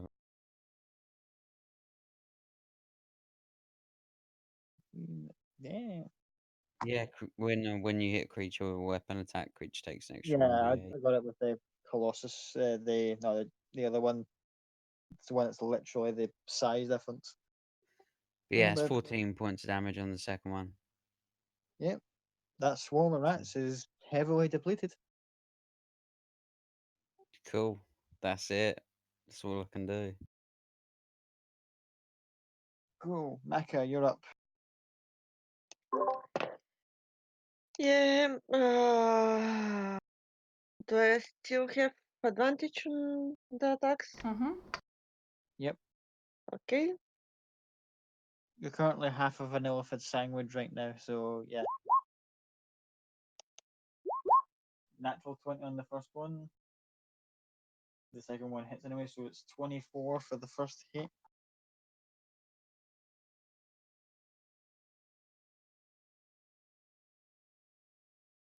Yeah, and 6 for the next. 20 for the first hit, 20 damage. 8 plus 8 is 16, then plus 4 is 20. Alright, the +4. My bad.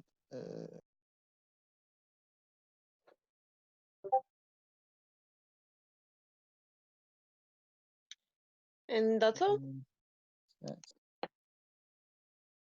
She's starting to look rough, guys.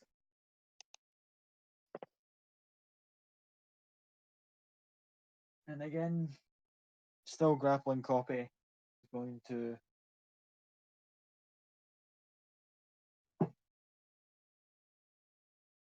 go for the extract brain one more time to see if that can make all the difference here.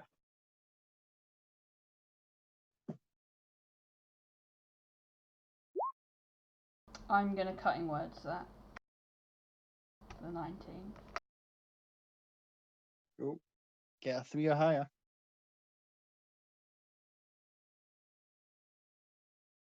Fuck off. That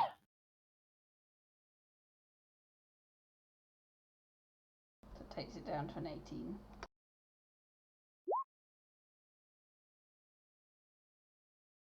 I am going to uncanny dodge. So that's what, brings it into 26. 6. Still alive. On 7.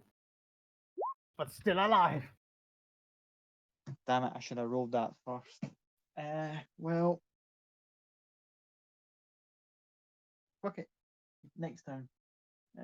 The rats are going to move on her initiative. The swarm that is getting butchered by Toto.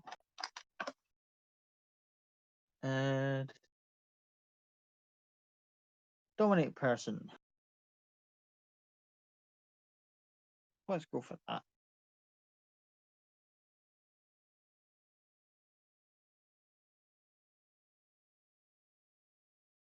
Saving throw.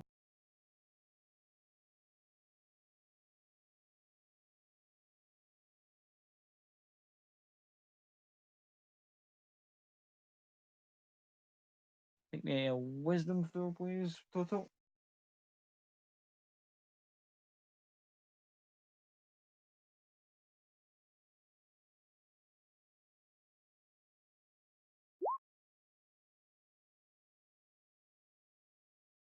Made it. Yeah. And can Elspeth make it for the second one? Mm-hmm. For the second swarm?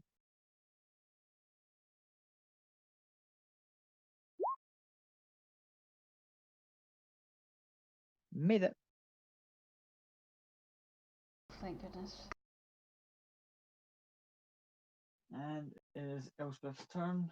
Would I have had any indication if Cloud got my message from the last turn? If he hasn't said he's answered, he's... I don't think No, we I gave didn't. him chance to answer. We kind of were going through combat round. Say it was literally at the end of your turn, you get an answer off him. Oh shit. Bit Be of there in a a sec. dramatic sort of like, oh, where the fuck are you? And he's just like, oh shit, and then delayed reaction. Yeah, I'm on my road. I'm on my way. So Start hauling ass. Seriously doing a cardio day today. Them so you'll be abs able gonna to. look banging though by the end of the day though. I can say that if you want to cut your little distance thing to half, give yourself a point of exhaustion once you arrive, which isn't much. It's only your speed that gets half. I think of that, and we're feeling agility. That's pretty No, much. it's a disadvantage on checks to start with. Ability checks. Ah, Half speed I is keep second getting that. level. I keep getting the two of them mixed up.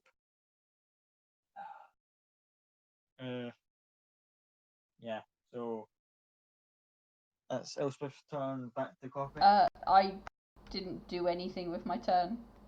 All right, sorry. Sorry. So I will cast Eldritch Blast, one at each of the rats. So first one at the one that's attacking Toto.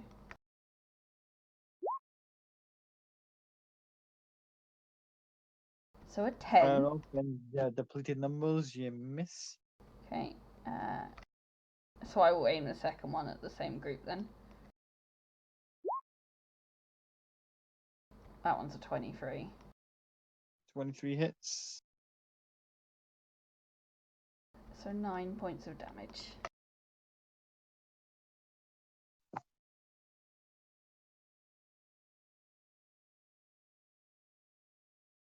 Cool. And that would be my turn. Now it's Copy's turn. Right. So I'm gonna dump everything on this because I either die at the end of this or I live. I'm gonna use my grip points, which gives me advantage on a shot because I'm gonna use Deadeye. With Maka flanking as well, I get sneak attack with advantage. I'm just gonna go for it. Fuck, 17. 17 just hits. Shit. Okay. That'll be 24 damage. 24.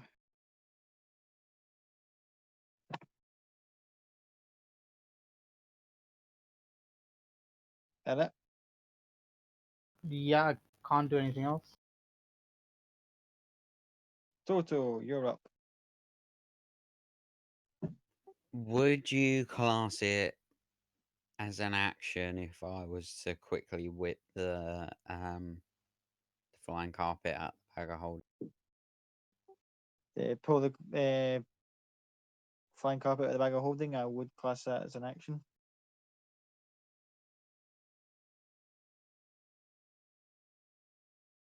All right, yeah, fuck it, I'm gonna do it anyway. I'm gonna take the flying carpet out of the bag of holding, jump on said flying carpet, fly about 10 feet in the air on top of the good doctor. And then I'm gonna, it's a bonus action to take out and use my dancing short sword. So I'm gonna do that as a bonus action, and I'm gonna command it to just go straight down at her. Cool. Make the attack roll for the sword. With advantage because we're flanking. I'm on top, so I don't know if that counts as flanking.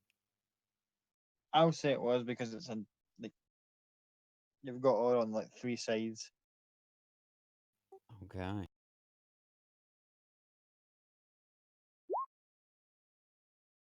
And I wish I kept my mouth shut. 25 hits. The team plus Colossus.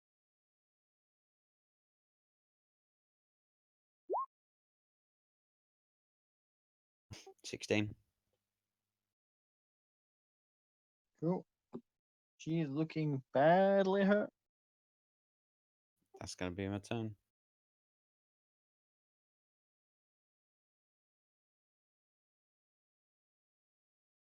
Maka, you're up. Okay.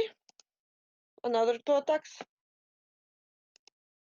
Cool. Go for it.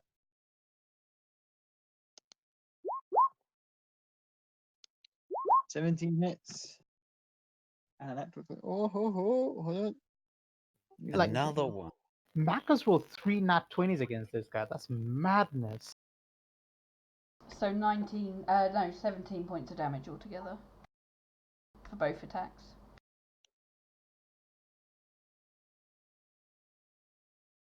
No. Yes, you double the 1 and add 4, which would be 6, and then add it to the 11. That makes 17. Oh yeah. Yeah. Um, it's okay. That's everything.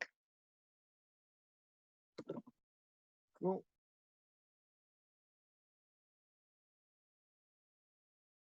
Here's the decision making time here.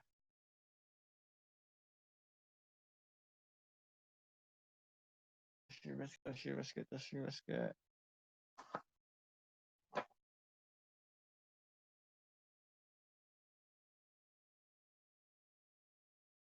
You know what? Risk it. Don't think you'll have stopper. Give me a second, guys. I just need to double check the wording on something. Just in case this could be pretty bad. Do you want to roll your thing for the psychic scream? Oh, she's got it. She can Okay. use it. It's just the fact that our targets are all split right now, and she can probably do with focusing her efforts.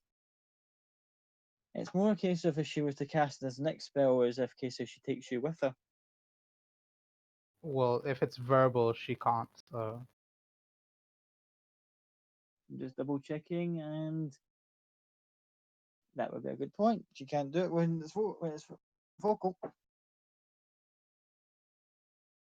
So she will extract brain again.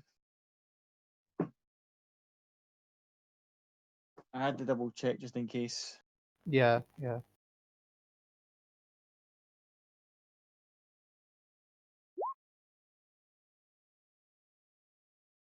3 to hit.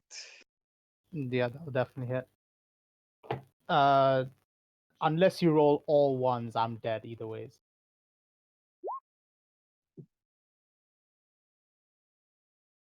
No, even if I uncanny dodge, I'm dead as a dodo.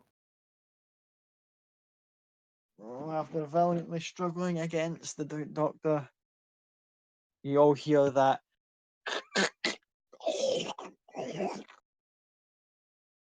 And just watch Copy's body just hit the floor with a massive hole in the back of their skull.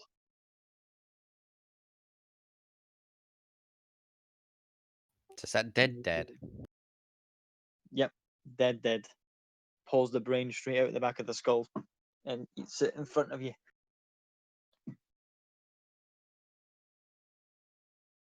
And that will be the end of the good doctor's turn. Elspeth, you're up.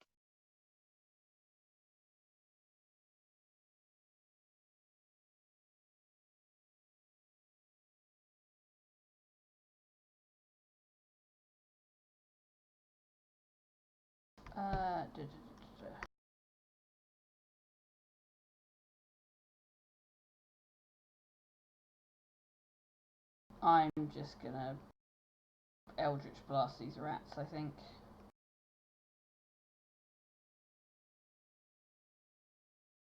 We've got a clear shot on the doctor now that Copy's lying down. Yeah, but it looks like Maka and Toto have got her, so I'll go for the rats.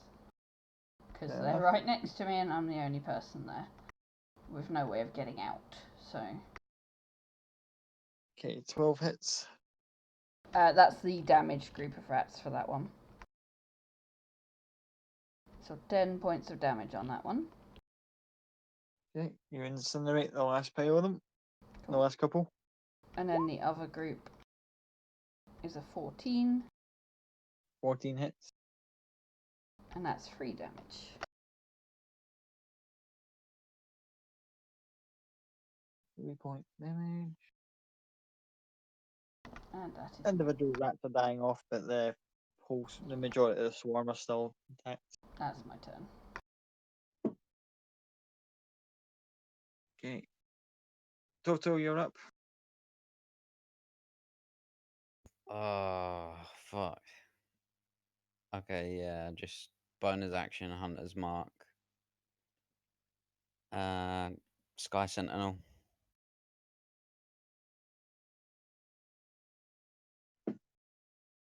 Go ahead. Firing off your 3 shots. First is 20 for the first. That hits. So you've got Hunter's Mark, the extra lightning damage, and the arrow itself. I'm just going to roll all 3 attacks first. 17 for the second. That would hit, yeah.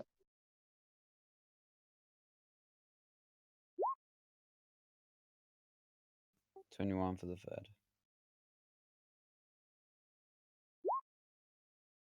So damage for the first, 30, 16.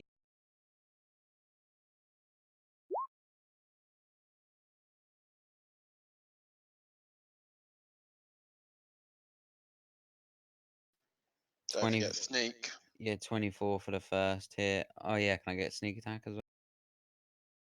Yeah.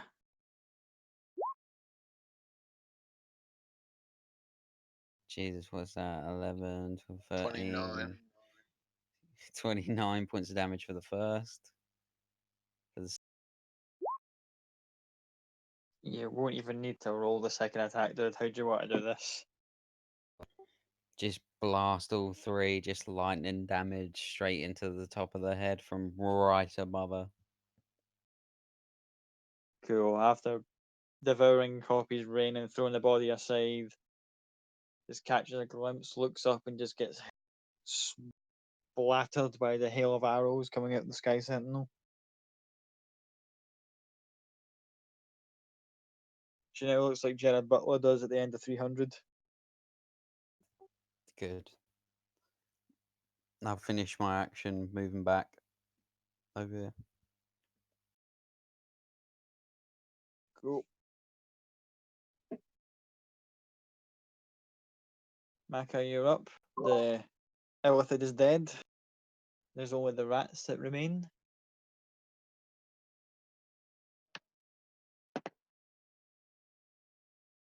What's the remain?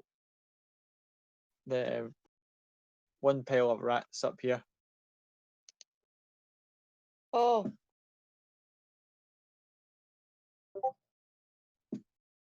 Um.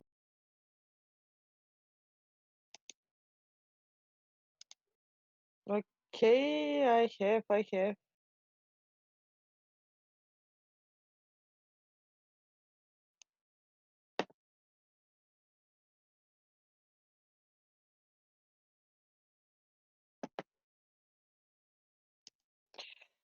Can I hit them with shatter without touching Toto and Talbot?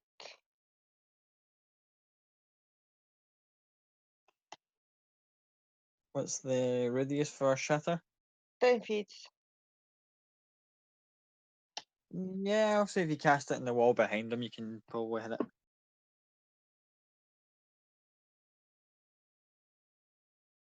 Okay, I will cast it in the wall. Cool, cast it, see how much damage you do. Doubt they're going to make any saves because they're rats.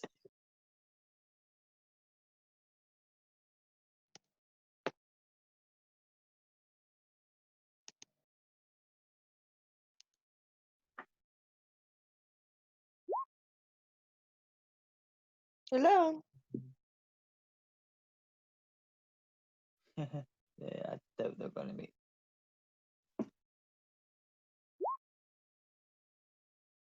Oh, they actually made it. 6 points, 5 points damage. Yeah.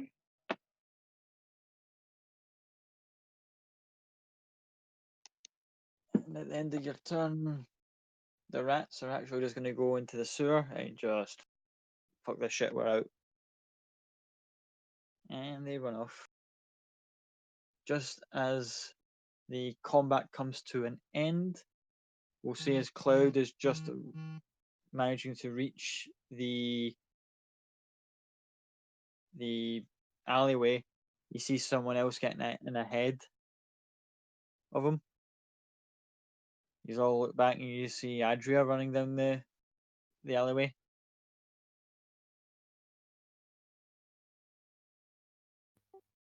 What the fuck is she doing here? Did you say that out loud? Please tell me you do. No, What the fuck are you doing here? I will say, what the fuck? She just calls How'd out, she is get? anyone hurt? Yeah, yeah, more than her. She's dead. She looks over and sees the elephant, which is a terrifying sight when you Not that one. Not that one. Her, and I'll point at Elizabeth. Do you have Revivify spell?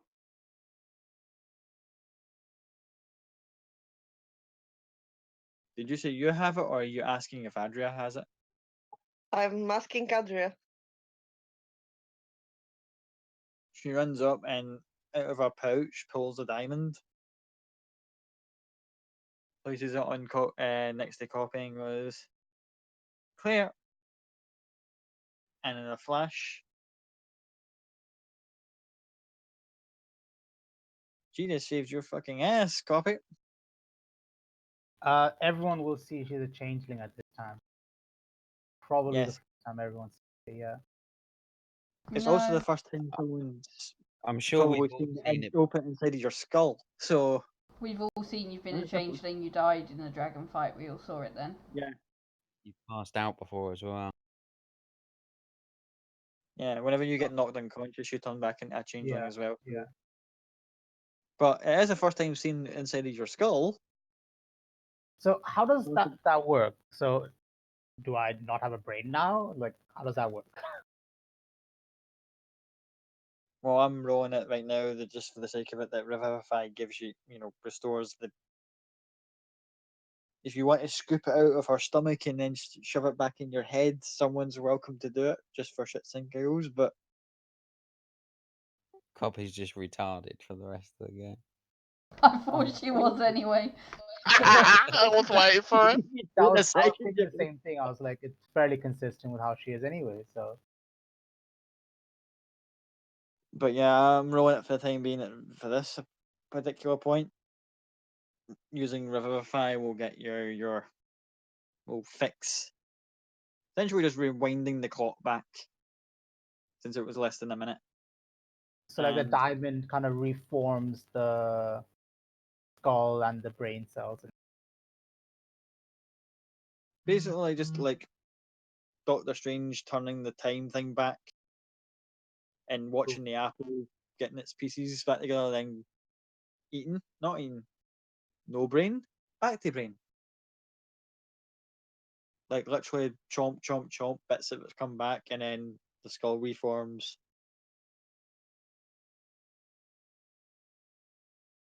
She's well, partly she can't say anything. She's not gonna. She's just gonna kind of lie there for a bit. As soon as Adria's done revivifying Copy, I'll kind of just start ushering her away from the illithid body, just in case. Yeah, there's a slight twitch when you initially move by, and you all think, "Oh fuck!" But it's literally just the electrical current from the arrows, just like zzz. That sort of way you see like American school kids with like frogs. I'll point at the illithid and I'll say, that's what I meant when I said we get in trouble a lot. Can I search Elited's body for something interesting if we have? If he have. Roll an investigation check, see if you find anything on her. Okay.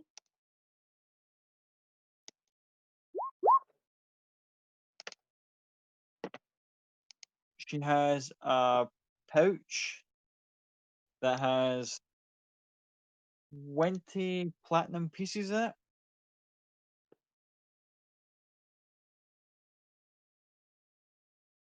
And another one that has a very, very Lovecraftian looking key.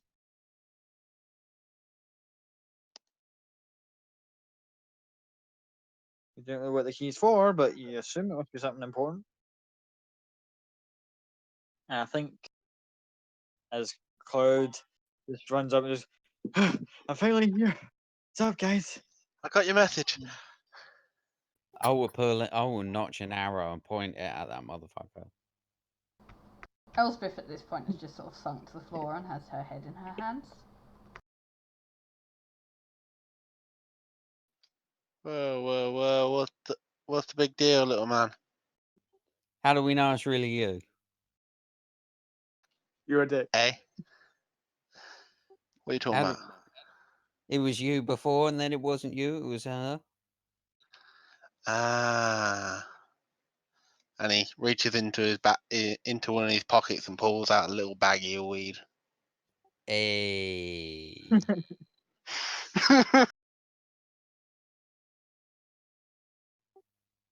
Oh, that sucked.